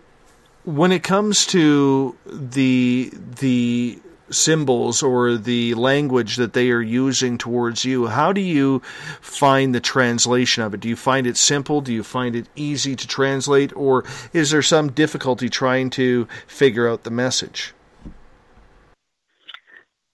I am very simple-minded, very childlike in my mind. I haven't had a lot of education. And I'm more of a feeling person. So I just listen and watch, and with childlike wonder. And that helps me a lot with receiving the answers, because they come in pictures for me, images, and I write them down, or I draw it, and then the words are now associated with that image, and I'm doing more and more of that on my blog, because it's just a new language for me, the masculine words and the feminine pictures. I think we really need to work on balancing those two polarities. And what would happen if we were able to balance those two polarities? Well, we would be less inflamed. We would calm down, cool down, slow down. The planet would be much happier because we wouldn't be having so many children. We wouldn't be having so many cars on the road. On and on. We'd be out in our gardens, enjoying nature, the smells, our senses would be awakened and alive. We'd be communicating with other galaxies. We'd be tuned in. We'd be doing the music of the spheres. It'd be a rock concert like no other, a cosmic rock concert with 432 hertz. Explain the significance of the 432 hertz. Oh my gosh. I can't do that very well. All I know is Grant Cameron did an excellent video or YouTube interview with Michael Lee Hill the other day. I really liked what he had to offer. He's talked so much about the things that I've come to know, especially the number 9, the sacred magic of number 9. Everyone should be aware of 9. If you see it, pay attention. 432 hertz. I've got his article here. I wanted to talk about it. It's a harmonic of light frequency, and it speaks or resonates directly with our cells.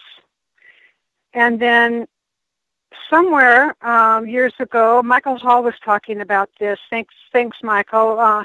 How we had shifted the 432 natural frequency. Humans shifted it to 440 hertz, and the results were not as harmonic. That wasn't the natural harmony of our music. Am I making sense?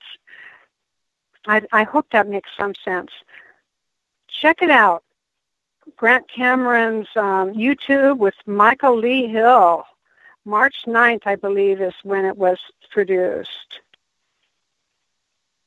Well, So my resident scientist here, Eric Markham, says when you were talking about the heart there, he said that is why the Greeks considered the heart the control center of the human body and not the brain. So you may be onto something there, because the Greeks were pretty smart back in the day. Yeah. All right. Way to go. Mm-hmm. We're down to about 10 minutes, 11 minutes with you here, and I'm very, very enthralled with this contact from the Arcturians that you are having. When they give you messages, are they giving you any messages about the planet? Are they giving you any messages about what is going to be coming in the near future? Will they be coming themselves? If people, they're encouraging people to go within, look within, and learn telepathic communication. That's the first place where the sightings happen. That's the first place where you can have instant contact. We're so wanting to find something external to make it significant, to make it meaningful. But the truth is, we need to turn that inward and trust our own spiritual beingness, our spiritual anatomy to take us there. Instant contact, instant sightings when you go within and have a telepathic experience. And it's simply a matter of changing your brainwave. It's not a mystery, and everybody can do it. And our light beings are cheering us on. What do you mean by they are cheering us on? They are right there at the edge, wanting to come into our awareness. I say that because in trance, I just feel them gathering and bunching up, and they just are ready. They're just ready to share with us when we open up. Take your arms and raise them up to the sky or to the roof, the ceiling, in a V formation. Both arms, just lift them up and welcome them in. Welcome them into your crown chakra, your third eye, your throat chakra, your heart, all the systems, all the chakra systems. Welcome them in, because they are there. That's our family. That's our lineage. I'm trying to find Native Americans who will tell me their stories about the star nations. I want to videotape stories about Native American star nations. So that's, for some reason, that just came in when I did my opening. That's how quickly it works. You open up, be receptive in that V formation, and for me, it's Native Americans. I'm putting a call out. I would like to interview you. I want to hear your stories and share your stories. But I know their stories are very sacred, and they're very protective about that. And I honor that too. Boy, I have not talked this much, Dave. That's all right. That's right. You are doing just fantastic. Jade has a question for you. She is asking, outside of the people you know, are there other people who have come to you about contact with the Arcturians as well?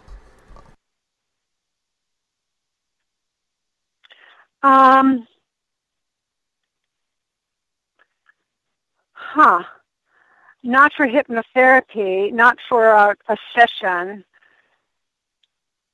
but at the UFO conference, the summit, somebody did come up to me and share their story about Arcturians. So that's happening more and more. I had a friend, a woman who heard me speak at the Paranormal Summit, and she booked a hypnotherapy session, and has a Bigfoot, a Sasquatch being in her life. And so my Archangel Michael and her Bigfoot came together in that session, and they started to work together. And so we're thinking that we have more work to do in that regard. So people are coming to the, we're meeting each other along these pathways, and we're creating more and more pathways of light. We are light workers. But a lot of people don't see themselves as light workers. They see themselves as just trying to get through every day the best they can. True. Yeah, I was there once. I know. It's a struggle, and light saved me, and that's not everybody's path. But I just wish everybody more happiness and more peace, however they can find that. And for me, it's light, and that's why I use those words. But I know everybody has to find that in their own way and in their own terms. But how do you push someone to that point if they don't know how to get there, or their life is too busy to even try?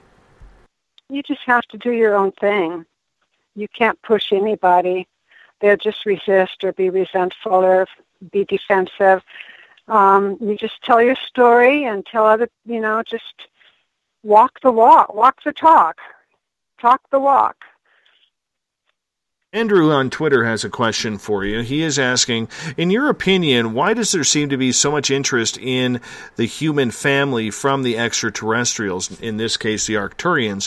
Why are they bothering with us at all?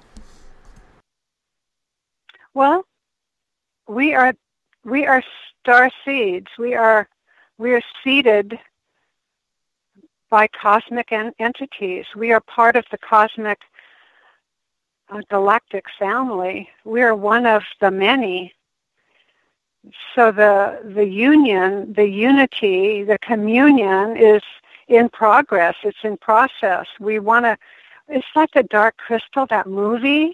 Oh, it's such a beautiful movie. And the shards are all split up, and we all want to come back together into a crystal of light. And that's what we're drawn into right now. We're coming together and to create a crystal of light within ourselves, with the chakras being part of those crystals, and as a whole collective.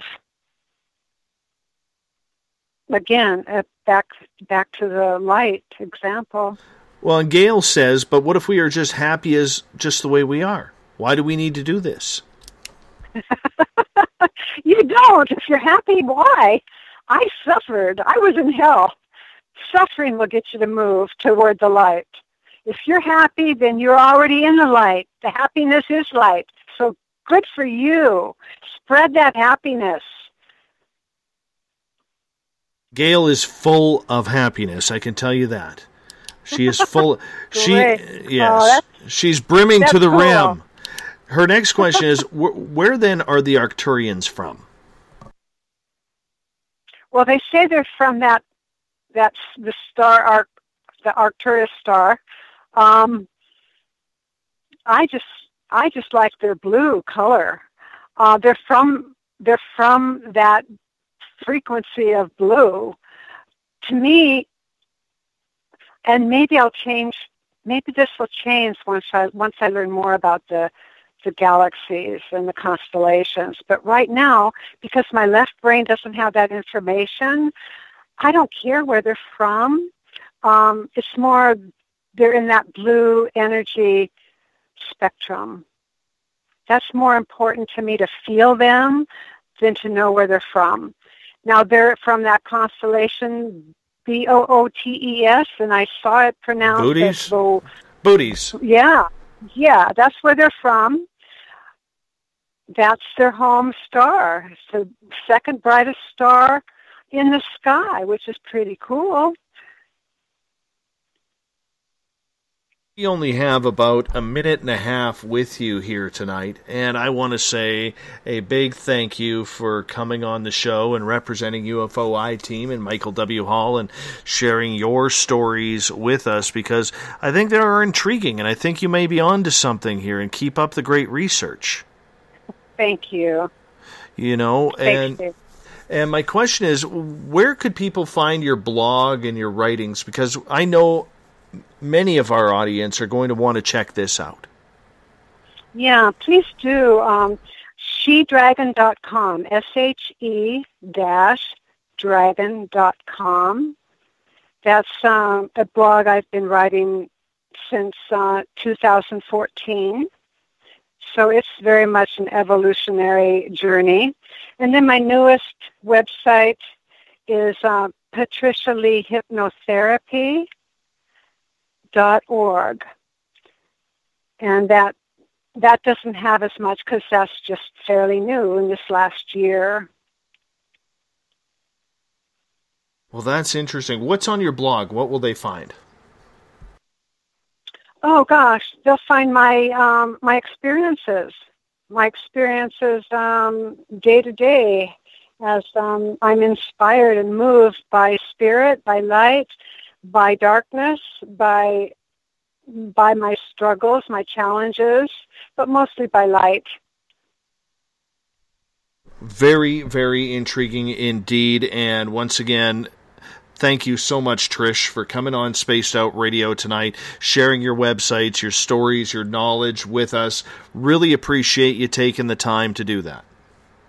Thank you, Dave, very much. Excellent. And we'll be listening to you Sunday, 3:30. Absolutely. I hope you do. Thank you so much. Okay.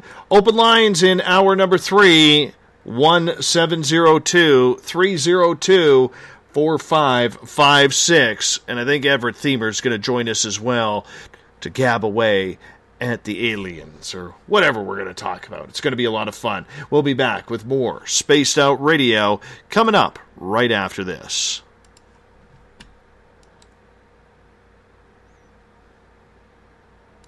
Hello, SOR listeners. Lorian Fenton here. Let me ask you, now that disclosure's happened, what does it mean for ufology? For answers, join us at UFOCon 2018 in South San Francisco, California, March 23rd through 25th. Keynote speakers Stephen Bassett, Grant Cameron, and Melinda Leslie address the current disclosure agenda. Dave Scott, yes, you're Dave Scott, and Lynn Buchanan tell of amazing alien encounters. Get your tickets at caufocon.com. That's caufocon.com. Are you tired of being blocked, shadow banned, or placed in jail for simply posting your thoughts on social media? Social Media Freedom can take care of that for you. Social Media Freedom is the newest and one of the best free new apps that allows you the freedom to post what you want, when you want. It takes seconds to download from your app store. Come join the tribe at Social Media Freedom. It's time to set yourself free. The first annual Caribou Paracon is happening September 28th to 30th in the 108 Mile Ranch, British Columbia. Brought to you by the Canadian Society of Questers and Spaced Out Radio. Come listen to our featured speaker, Grant Cameron, along with Elizabeth Anglin, Paisley Town, Mike Moran, Eric Cooper, and more. It's a 3-day supernatural adventure at the Spruce Hills Resort and Spa. Tickets for the weekend are $150 Canadian. The Caribou Paracon, celebrating everything paranormal. A timepiece is a reflection of who you are, and what better way to show off the real you than with an Escape watch? Escape is a lifestyle brand accessorizing your days and nights. Choose to escape and create the life of discovery that you deserve. Dream, play, unite with your own personalized Escape watch. Head to escapewatches.com. There is no time like the present to enjoy your escape. Use promo code SMF2017 for your 20% discount today. Looking for a place to advertise at a very reasonable cost? Look no further than Spaced Out Radio. SpacedOutRadio.com has an advertising tab that you can click to check out our daily, weekly, and monthly packages to play on the radio, or our website including social media. From commercial spots to banners, we have it all. Check out our competitive pricing today. To the door. We're lighting the void on Saturday nights on Spaced Out Radio. Hey, this is Joe Roop, and I'm hanging out in SOR headquarters every Saturday night, bringing you the latest news when it comes to the weird and strange. Bigfoot, occult, UFOs, ghosts, and everything in between, I got you covered. You can tune in to spacedoutradio.com starting at 9 p.m. Pacific, midnight Eastern Time. Come travel into the void with us on Spaced Out Saturdays. Not ready for bed on Saturday night? Right after Spaced Out Saturdays, hop on over to S4 with Corey Ruiz and me, Eric Cooper from Forest Moon Paranormal. With S4, there are no limits to what we try and uncover.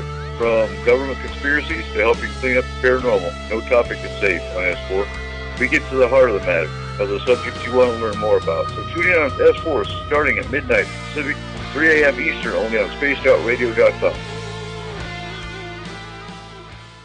Visit purpleplates.com today. For over 40 years, the Purple Energy Plates have been delivering amazing results for their many customers. Inspired by the great genius Nikola Tesla, the harmony, healing, and energetic effects of the plates have proven over and over to be beneficial and often miraculous to thousands of customers. Check their site for daily specials and choose from their many energy products. You won't be sorry. Visit them today at purpleplates.com. Hi there, I'm Butch Witkowski, lead investigator with U4COP. On the final Monday of every month, you can listen to me and host Dave Scott on Spaced Out Radio's Strange Days. We're going to get to the heart of the matter when it comes to what's happening out there. People are seeing and experiencing things from ET contact to Bigfoot, and I want to hear about it. Your experiences are what we investigators need to help solve these unknown mysteries. So tune in at spacedoutradio.com to the final Monday of every month from Butch Witkowski's Strange Days. This is Eric Markham, news editor for the Spaced Out Radio's The Encounter Online. We have put together a great team of writers and journalists from all over the world to bring you top-quality paranormal stories, from alien encounters to the latest conspiracies. You won't find any of that fake news here. True stories and top-notch reporting as we look to bring these experiences to the mainstream. The Encounter Online, only at spacedoutradio.com. Do you want to know the truth? Do UFOs exist? Are aliens real?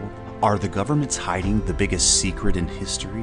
We're UFO seekers, and we're on a hunt for the truth. Subscribe to our YouTube channel and follow along with us as we journey across the United States, visiting UFO hotspots and alien hotspots, trying to document the UFO phenomenon. Catch us on Spaced Out Radio every third Monday of the month as we discuss Area 51, UFOs, and more. And also, don't forget to subscribe to us on YouTube. You hear footsteps in the empty room above you. A rocking chair begins rocking by itself. Don't be afraid of the things that go bump in the night. Reach for Spirit Storybox, the iPhone app the Huffington Post UK called the only ghost hunting app you will ever need. Spirit Storybox. The spirits are telling their stories. It's Cosmic Sundays with me, Elizabeth Anglin, in Cosmic Passport. Let me take you down a 3-hour spiritual journey where we will get into everything from ET contact to Psychic Sundays. It's a journey of listening and learning together with some of the best professionals in their fields. You can tune in to Cosmic Passport at spacedoutradio.com every Sunday starting at 9 p.m. Pacific, midnight Eastern.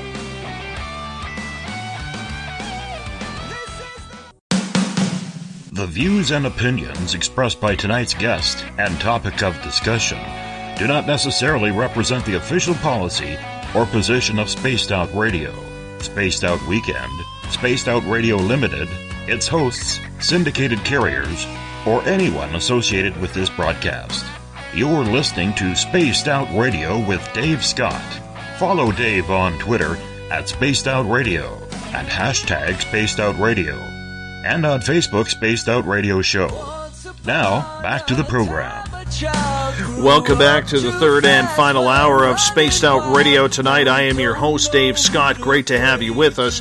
Tomorrow night on the program, we will talk ET intelligence and technology. From Bentlight.com, William Lawrence will join us as we are going to be getting into some real heavy discussion about ETs tomorrow night, starting at 9 p.m. Pacific, midnight Eastern Time at spacedoutradio.com. We want to welcome in everyone listening in on WQEE KC99 Rock the Key down in Noonan, Georgia, home of The Walking Dead. We are live as well on the United Public Radio Network, 107.7 FM in New Orleans, and over 160 countries around the world. We are also live on The Fringe FM, and if you're listening in on Revolution Radio, remember the Double R Machine is a donation station financed by you, the valued listener. Head on over to revolution.radio and donate today.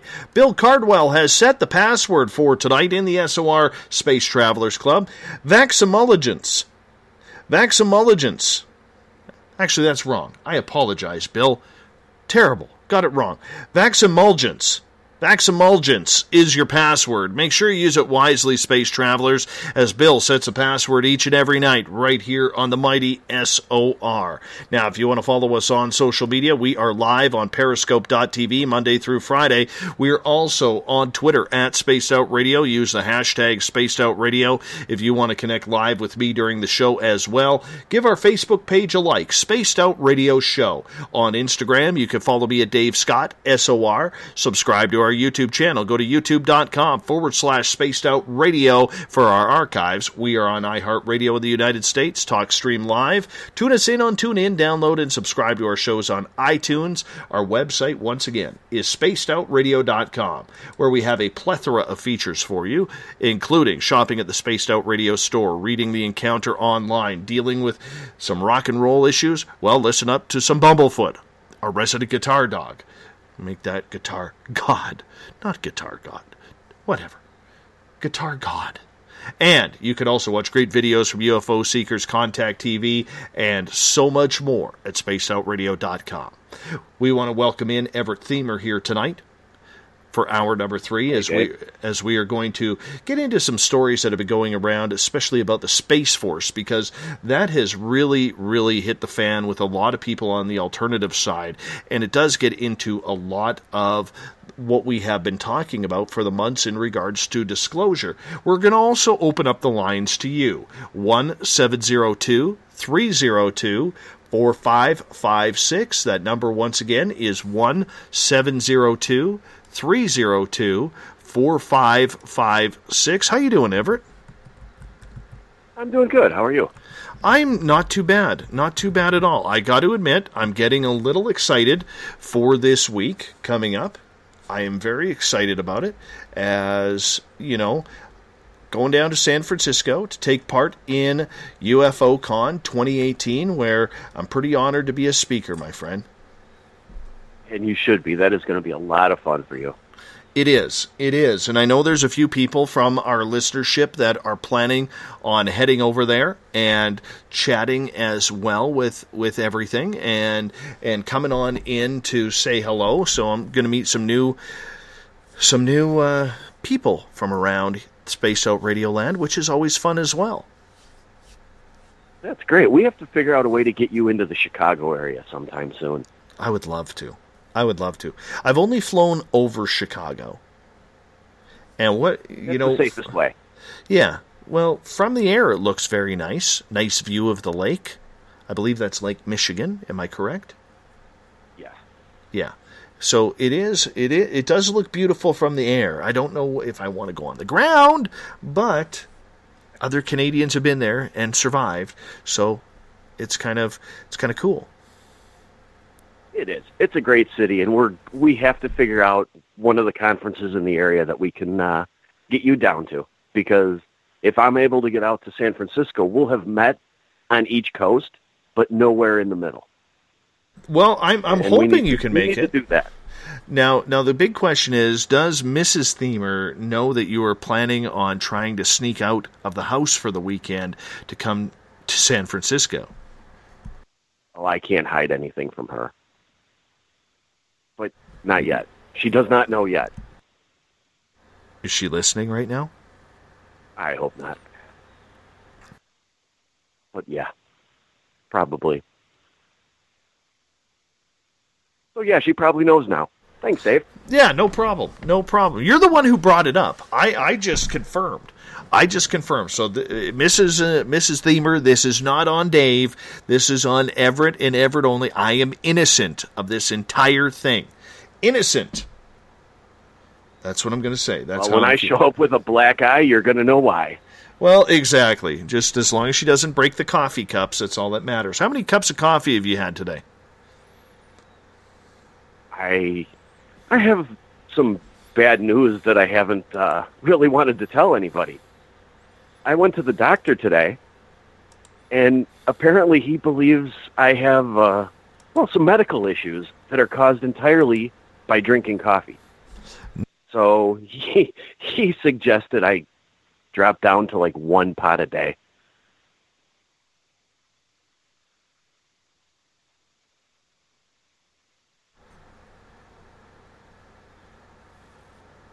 Can you count that high? How many cups of coffee you have on a daily basis? Normally, 8 to 10 pots. And how many cups are in a pot? 12.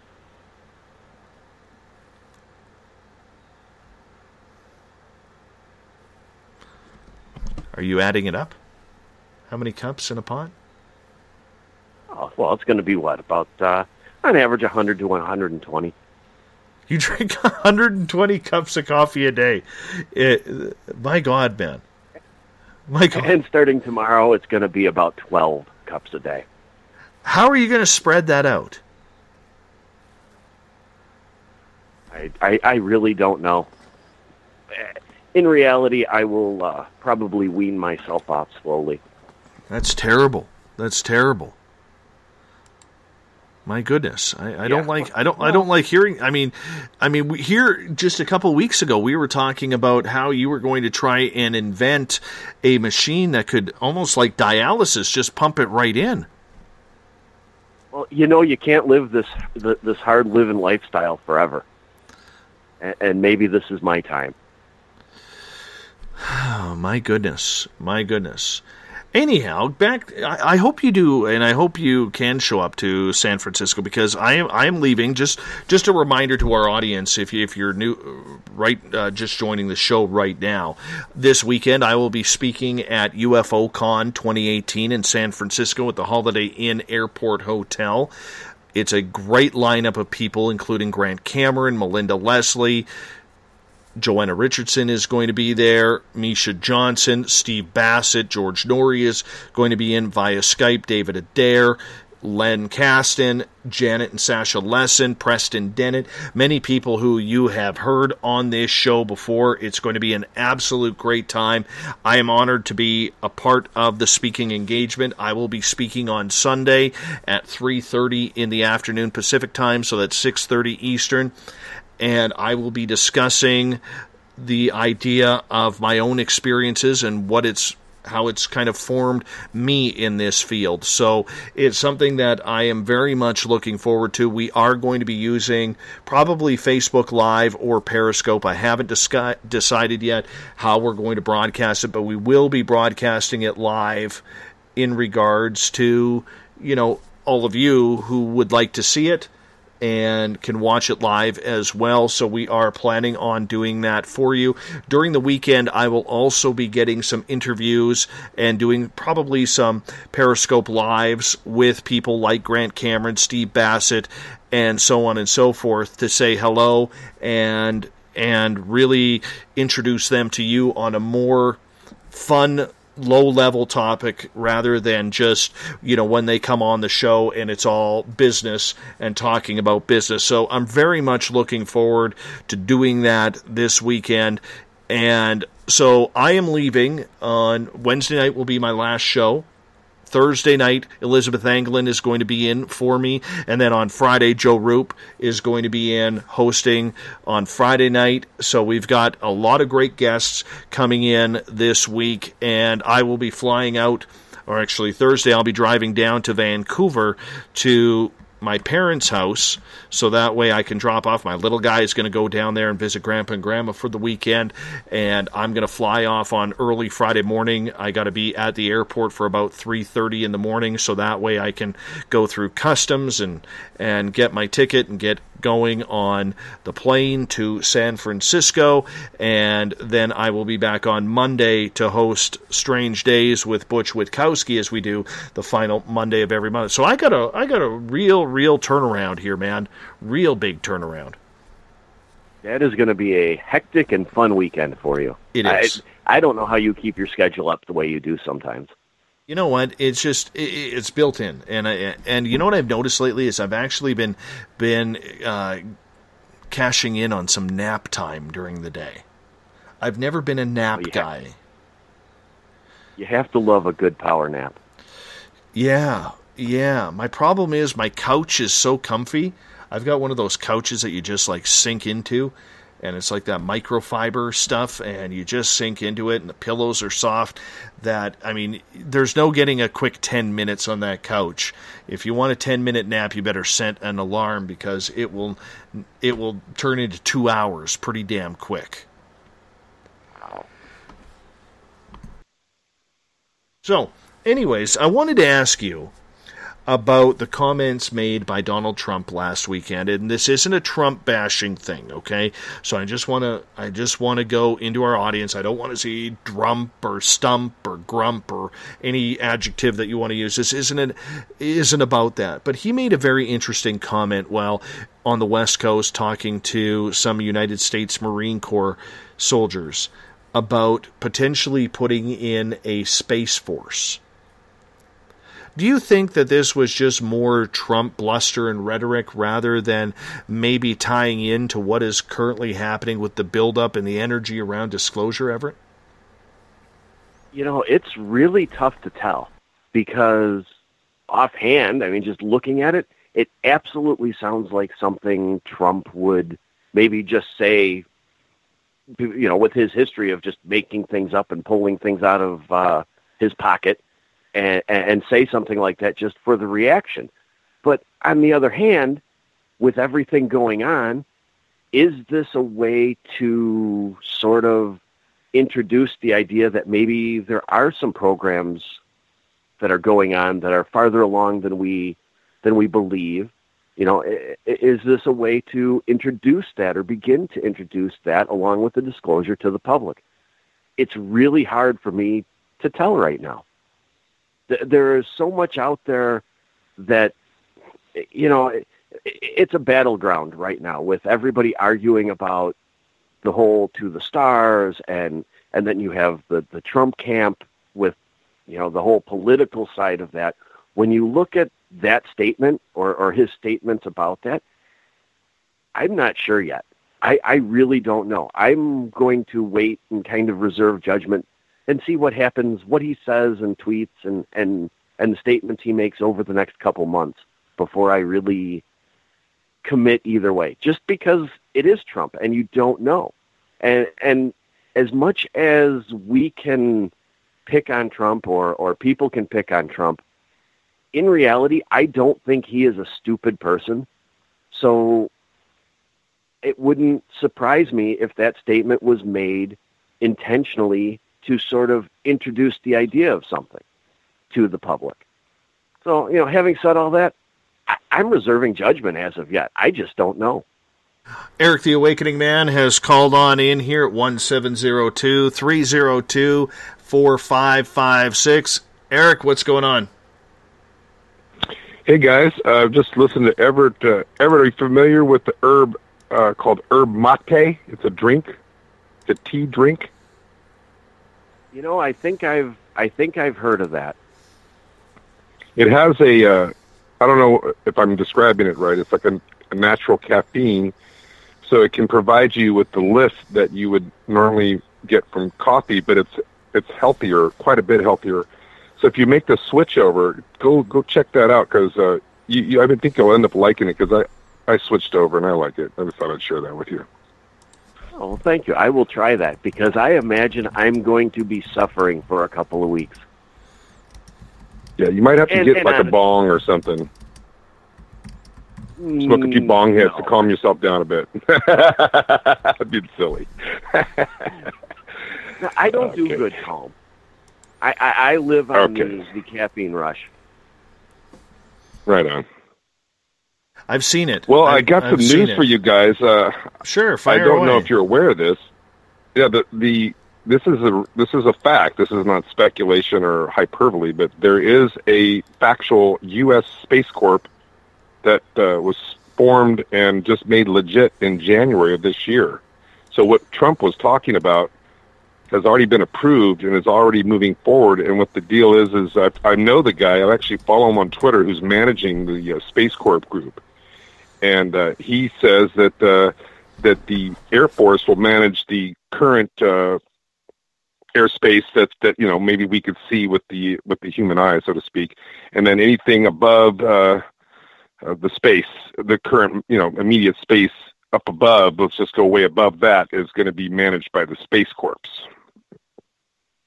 But how does that tie in then with NASA and all the black programs and secret space programs? Would those, if they exist, fall under that, or no? Would they would be not. Separate? Or? I no, they're not. They are separate. This is an official U.S.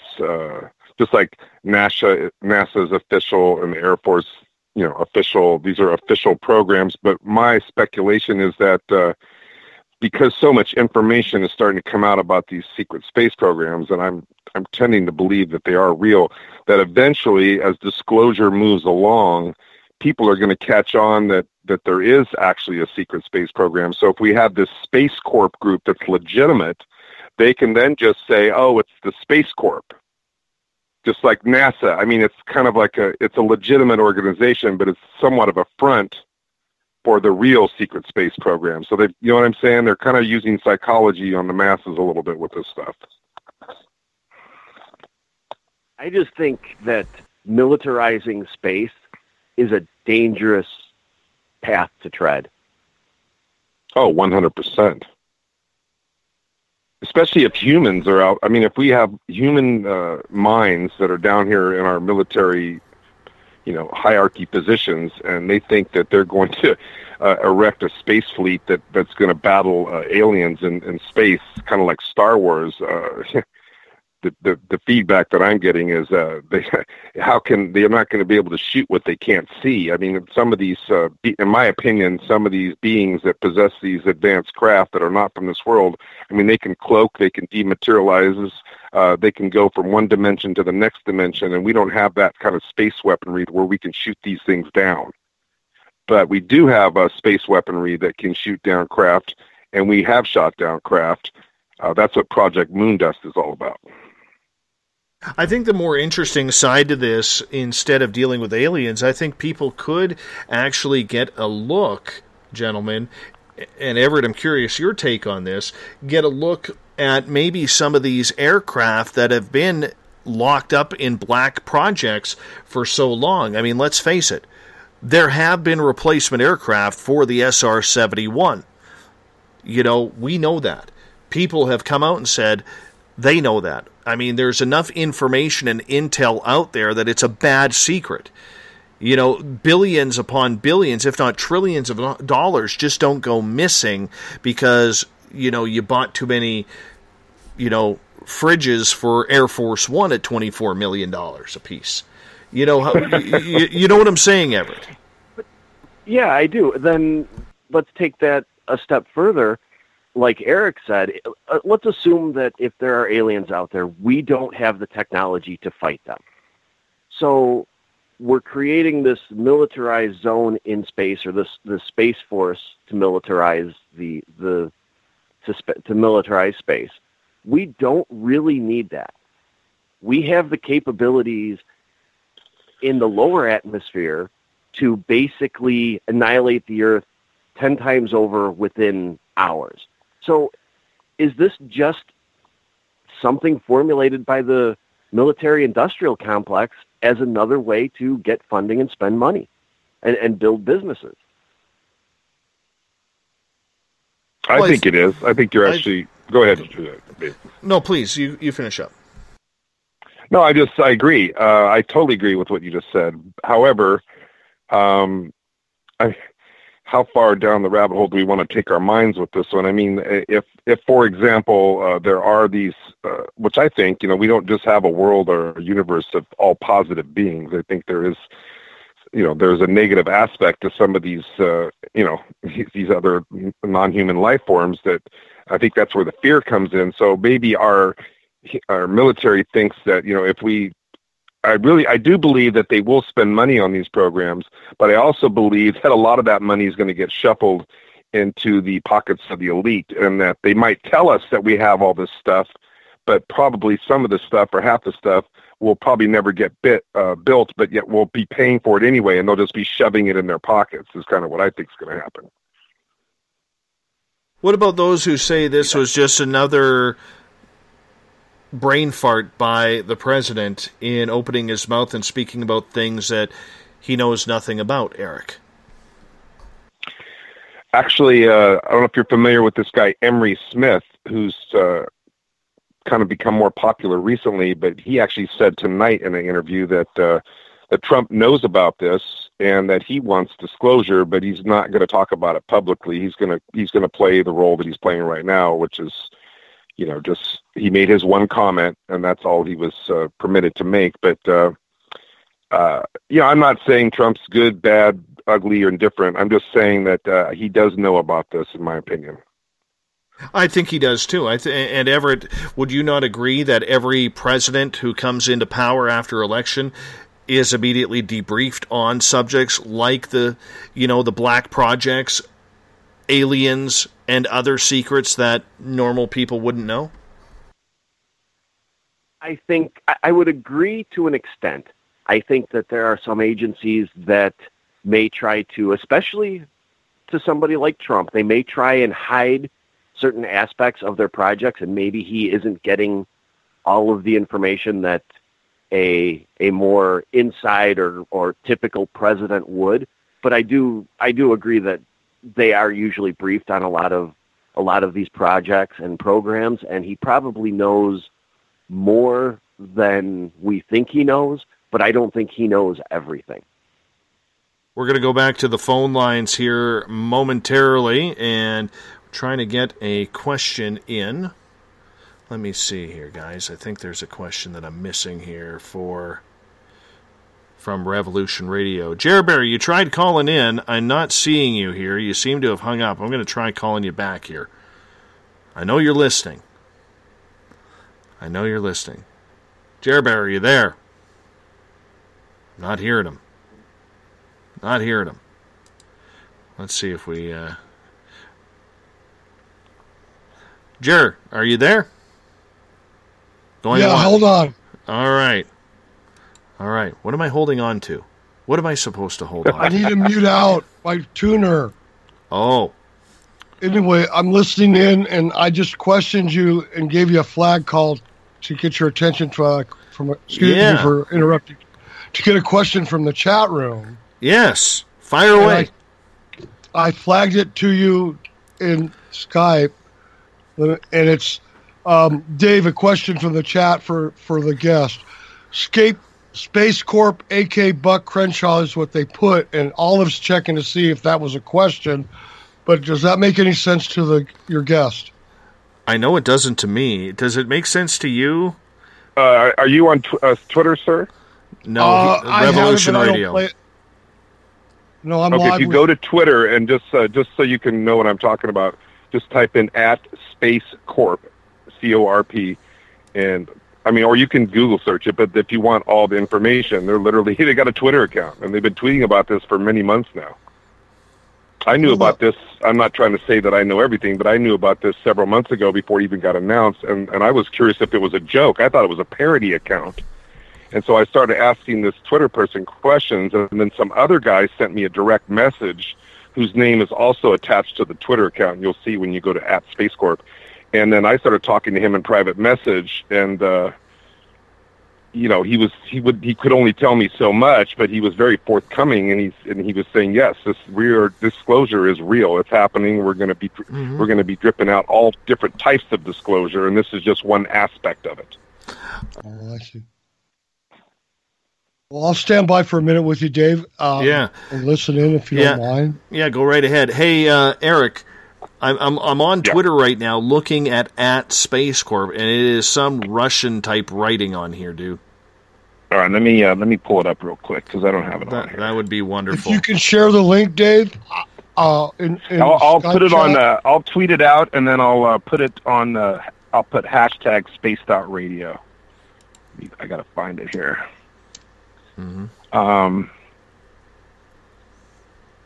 the hell is it? Oh, there it is. Oh, my bad. It's Space Corps USA. SPACE Corps.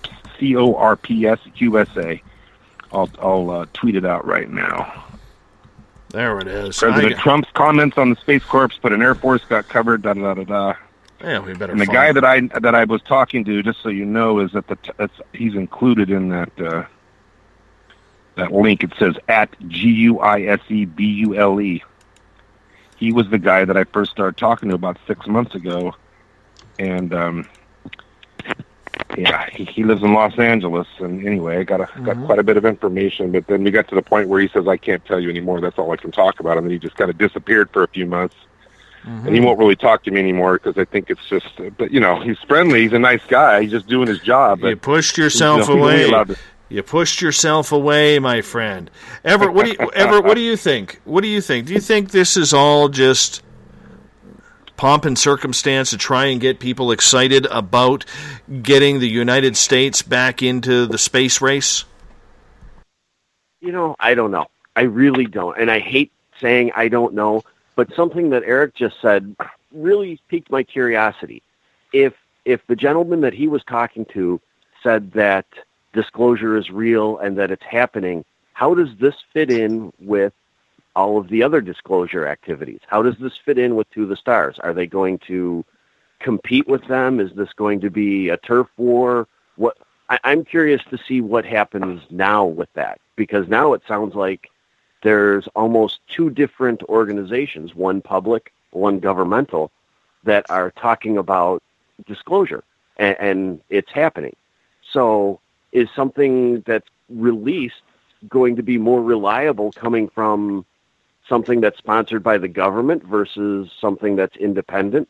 Here we go again, kind of with the whole what the heck is going on situation. And I think that's I think that's a valid point, Everett. I think that's a valid point, Everett, because there are many who are speculating now that who are the higher ups above the To the Stars campaign, because those are all the front men. But how deep does it go with John Podesta, Robert Bigelow, the former Nevada Senator, Harry Reid, and others, especially in the government? How high does that go? So maybe, just maybe, Everett, this is all part and parcel of one big disclosure movement, because I really do believe that if you're going to as long as it may take, if you're going to break down these UFOs, eventually people are going to say, well, what about this craft? What about that craft? What about the TR-3B? We have to have answers for those. And if they are made in America, that has to come out somehow, does it not, Everett? It does. And how does it come out? And now, where does Bigelow fit into all of this? No idea. Eric, what's your thoughts?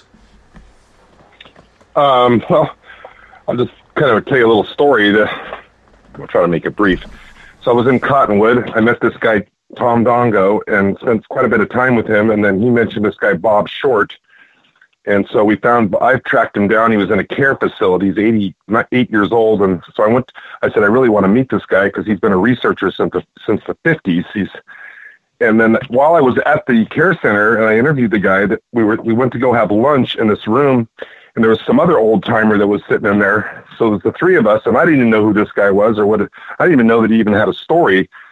And all of a sudden, he starts talking, and I recorded that, and I posted it on my Twitter. But he was working in a top secret program near London in Europe back in the 50s. This was before Eisenhower was even president. And matter of fact, he actually worked around and in projects that involved Eisenhower. And he said that we had craft. And this may be knowledge to you guys already, but we had craft that can lift up and gravitate and move already in the 50s. He said that was highly top secret. And I said to him, he didn't know I was recording him. I told him afterwards I recorded him. I said, is it okay if I share this with my friends? He said, go ahead. But he said that his non-disclosure agreement, I said, was it a 20-year non-disclosure, a 30-year, a 50-year non-disclosure? Are you just never allowed to actually talk about this publicly? And he put his hands by his lips and did the zipper thing. He said, I'm not ever allowed to talk about this publicly. So that's where I'm trying to find these old timers that have knowledge, and that they're not really deathbed confessions, but they just don't give a F anymore. And so I think all this is real. I think it's all going to come to the forefront of everybody's consciousness, if not this year, certainly in the next 2 years. That's my opinion. Everett, your thoughts on that?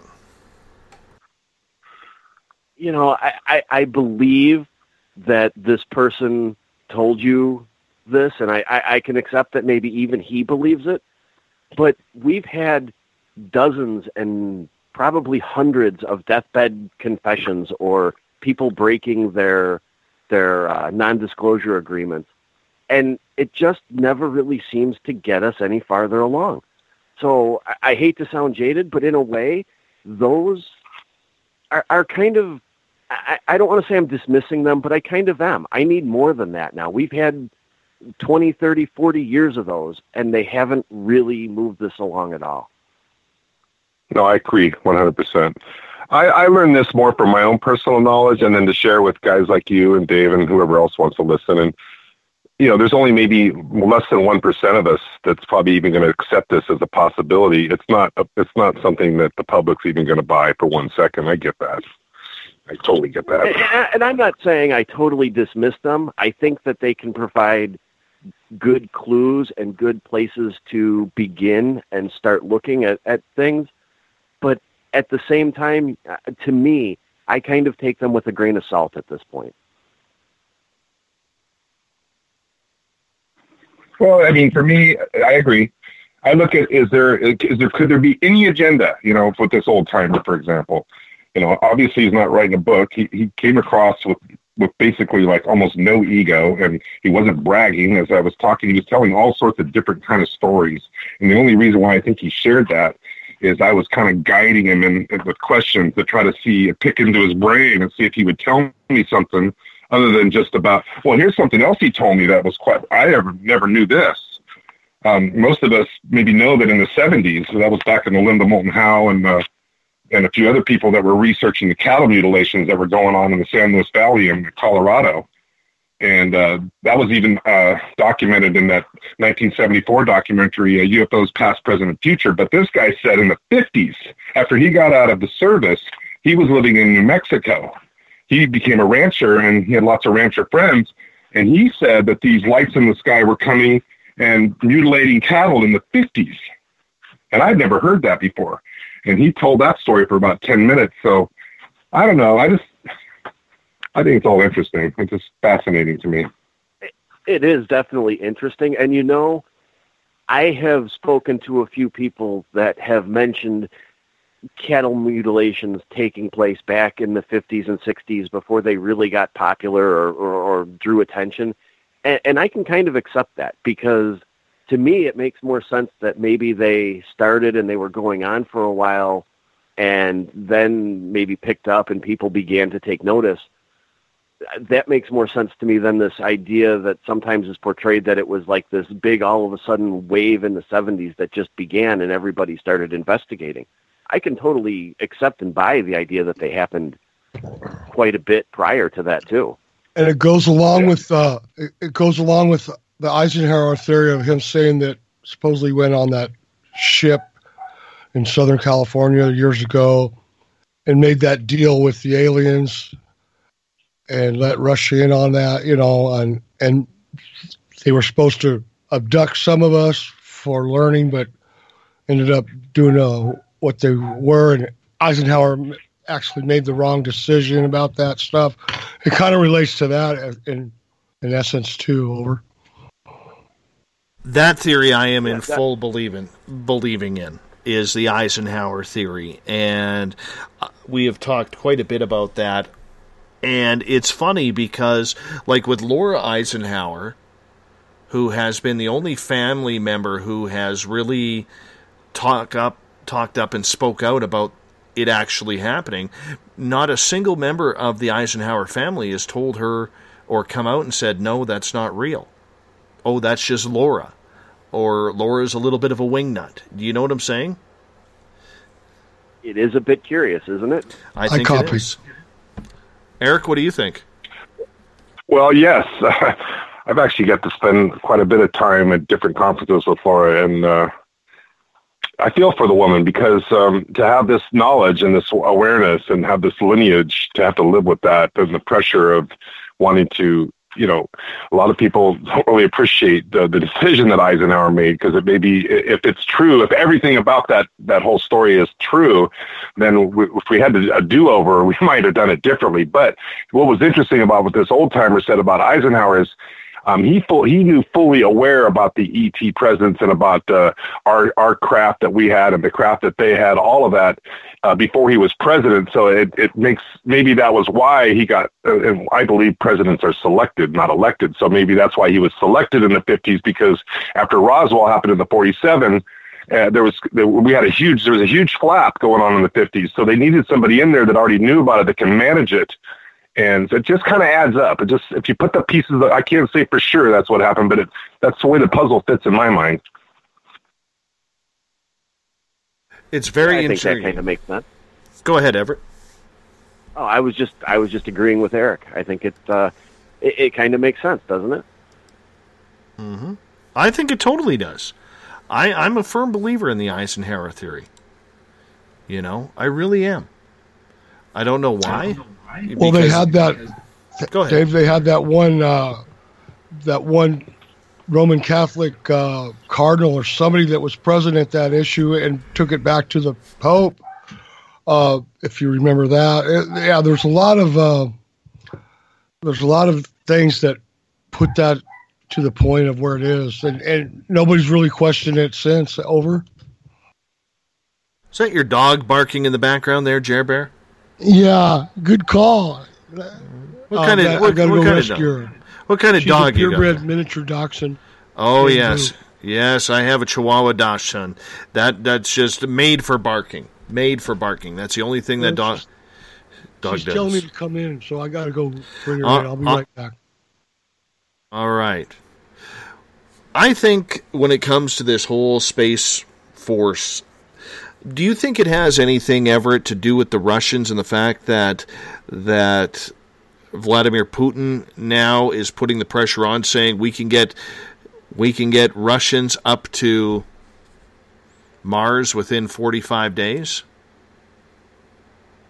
I don't know. I think that if it was along those lines, if it was because of that, to me it makes more sense for us to reignite our space plans and our space program to go on some of these extended missions versus turning it into something military.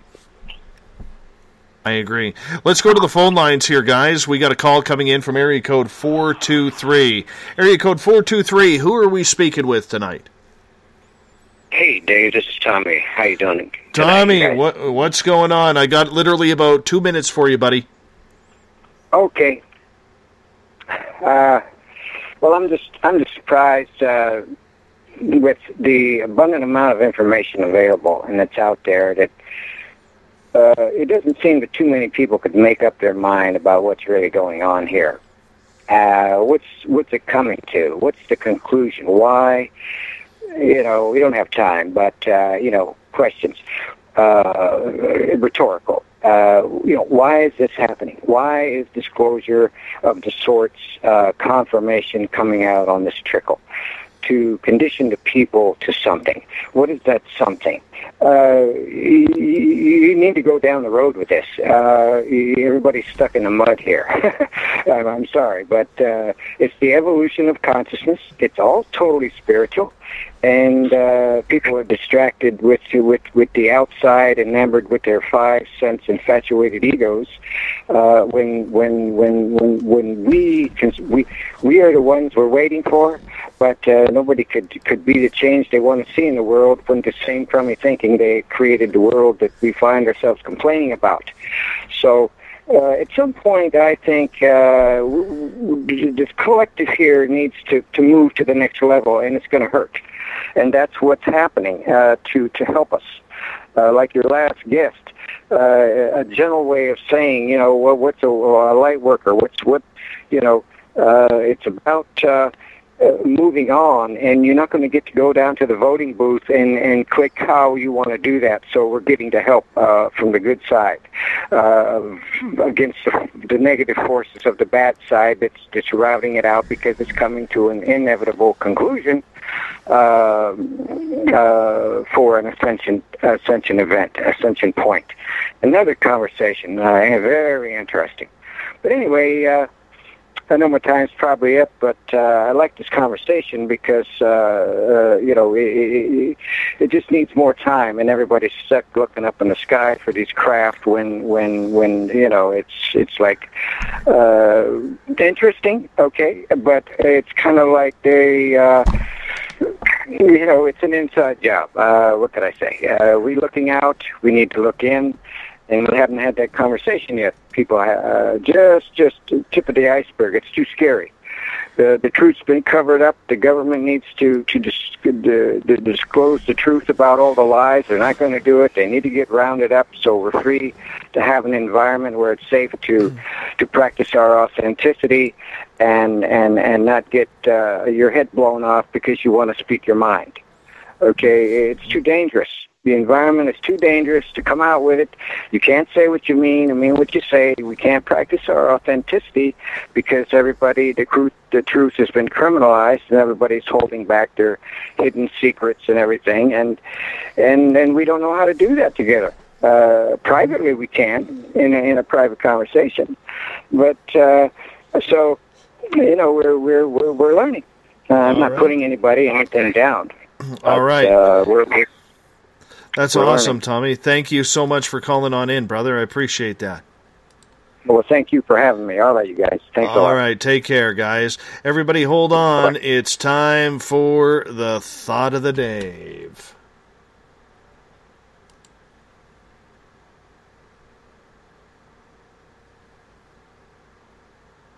Anytime this wants to fire up. There we go.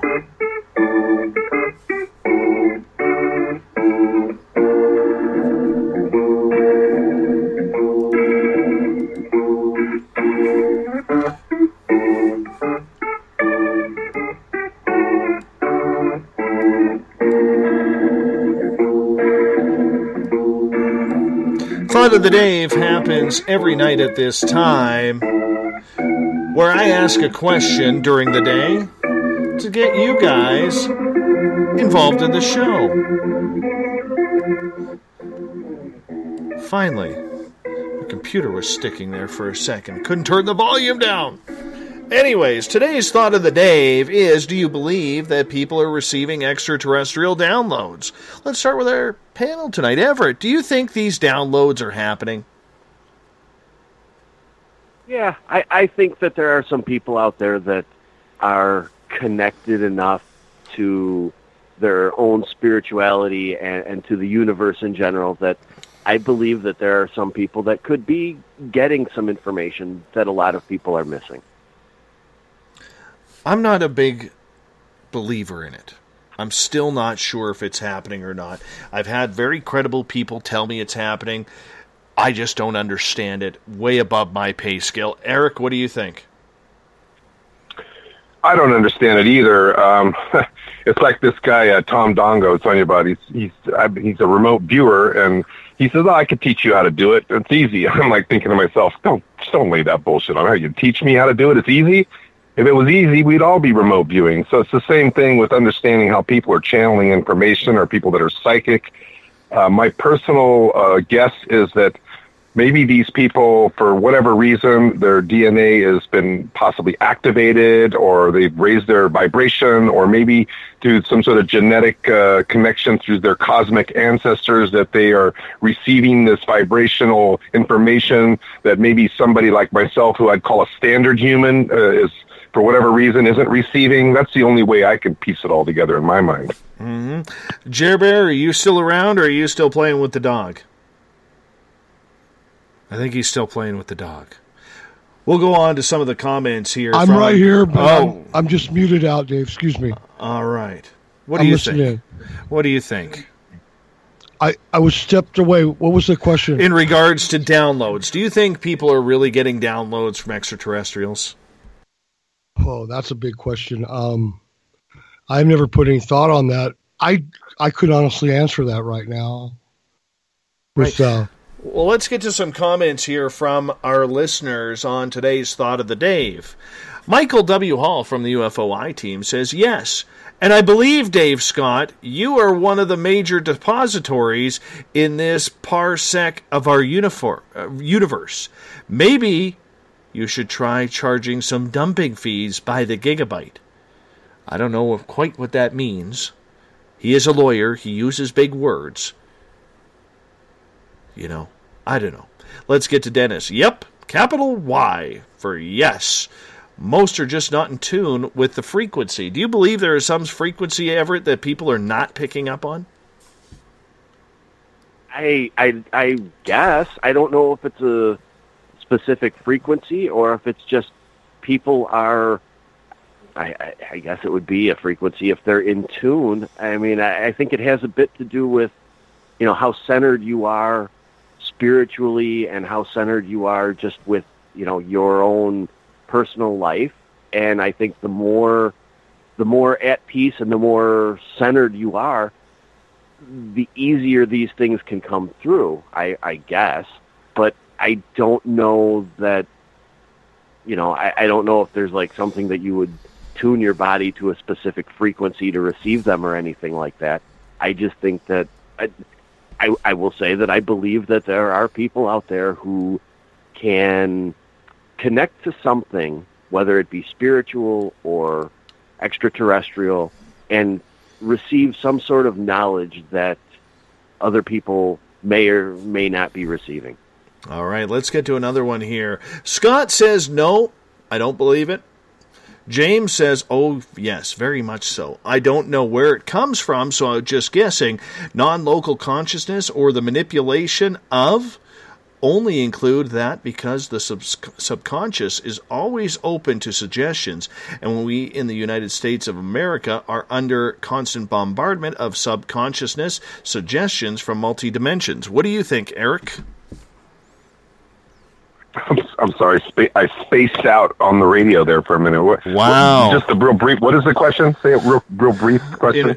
It's a comment from James in regards to the Thought of the Dave, which says that he believes that it is happening. What, the downloads? Yes. I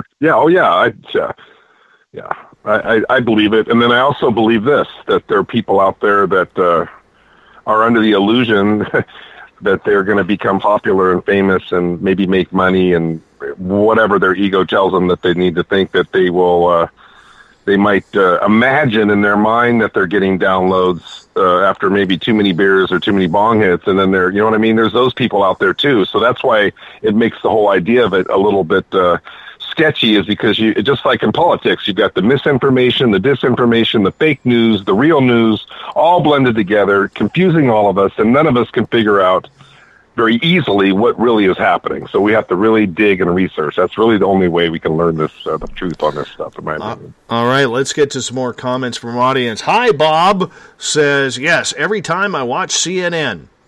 Kelly, who's an ET abductee, says yes. Keith, the definition of extraterrestrial is important in trying to answer this question. So Grant follows up, indeed, not all are specifically from non-terrestrial sources. Many of my own, I believe, are from my own higher being or greater soul or higher consciousness self. Not sure we have the words to define that properly.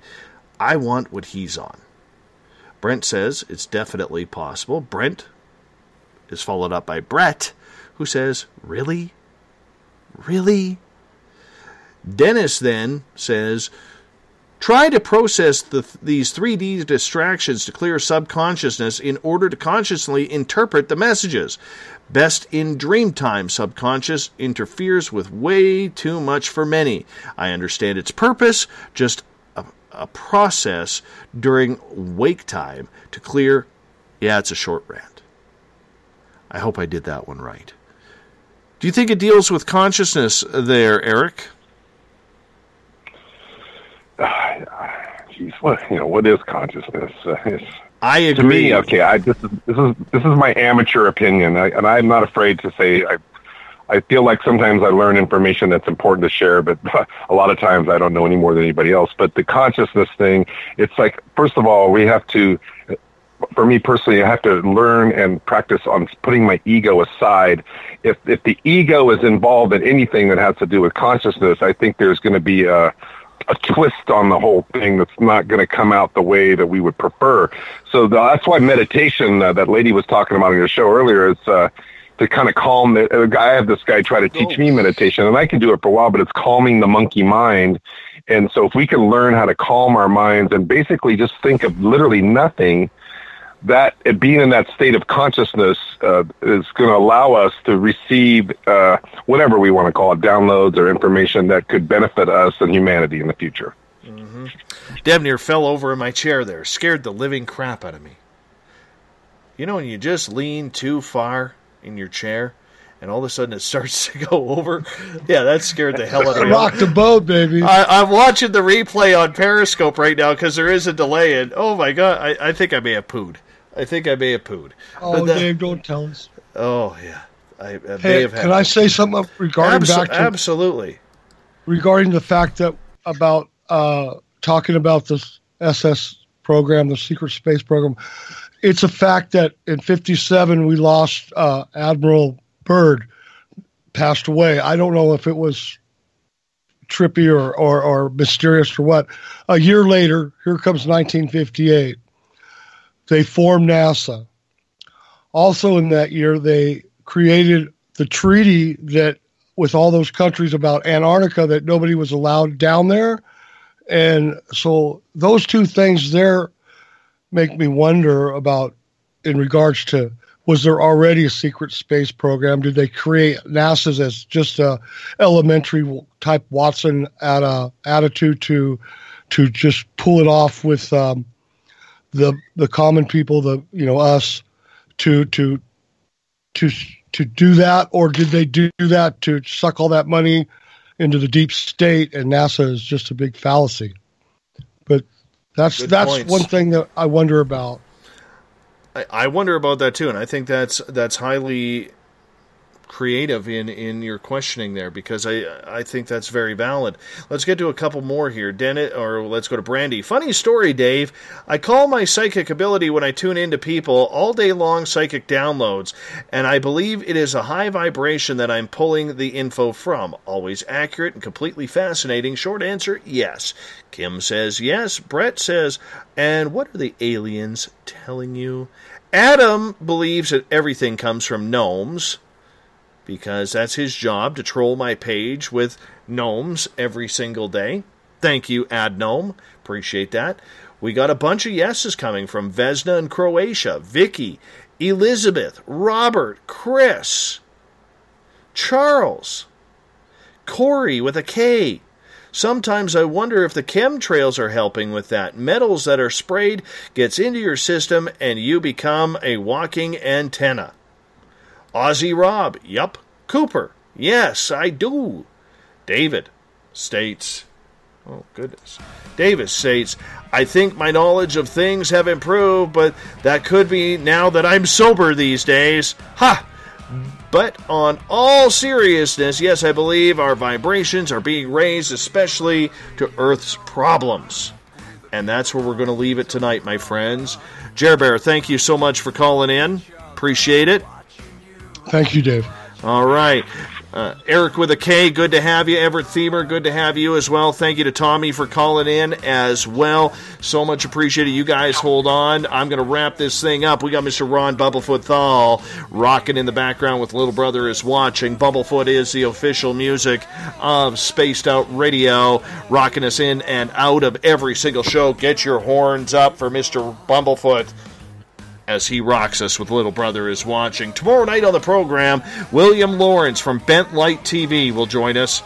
Make that bentlight.com. We're going to talk extraterrestrial intelligence, telepathy, and maybe a little bit about their technology as well. as we get going to 9 p.m. Pacific, midnight Eastern Time. Want to give a big shout-out to everybody listening in at home, on their cars, or in their cars, at work, wherever you may be. Everybody taking part on the phone lines tonight, thank you so much. And especially thank you to everybody watching live on Periscope.tv, on Revolution Radio, on The Fringe FM, listening in. Thank you so much. Everybody on Twitter at hashtag Spaced Out Radio, you were great tonight. Everybody in Spreaker, way to pile up those chats. Almost 1,500 messages in there, if not over.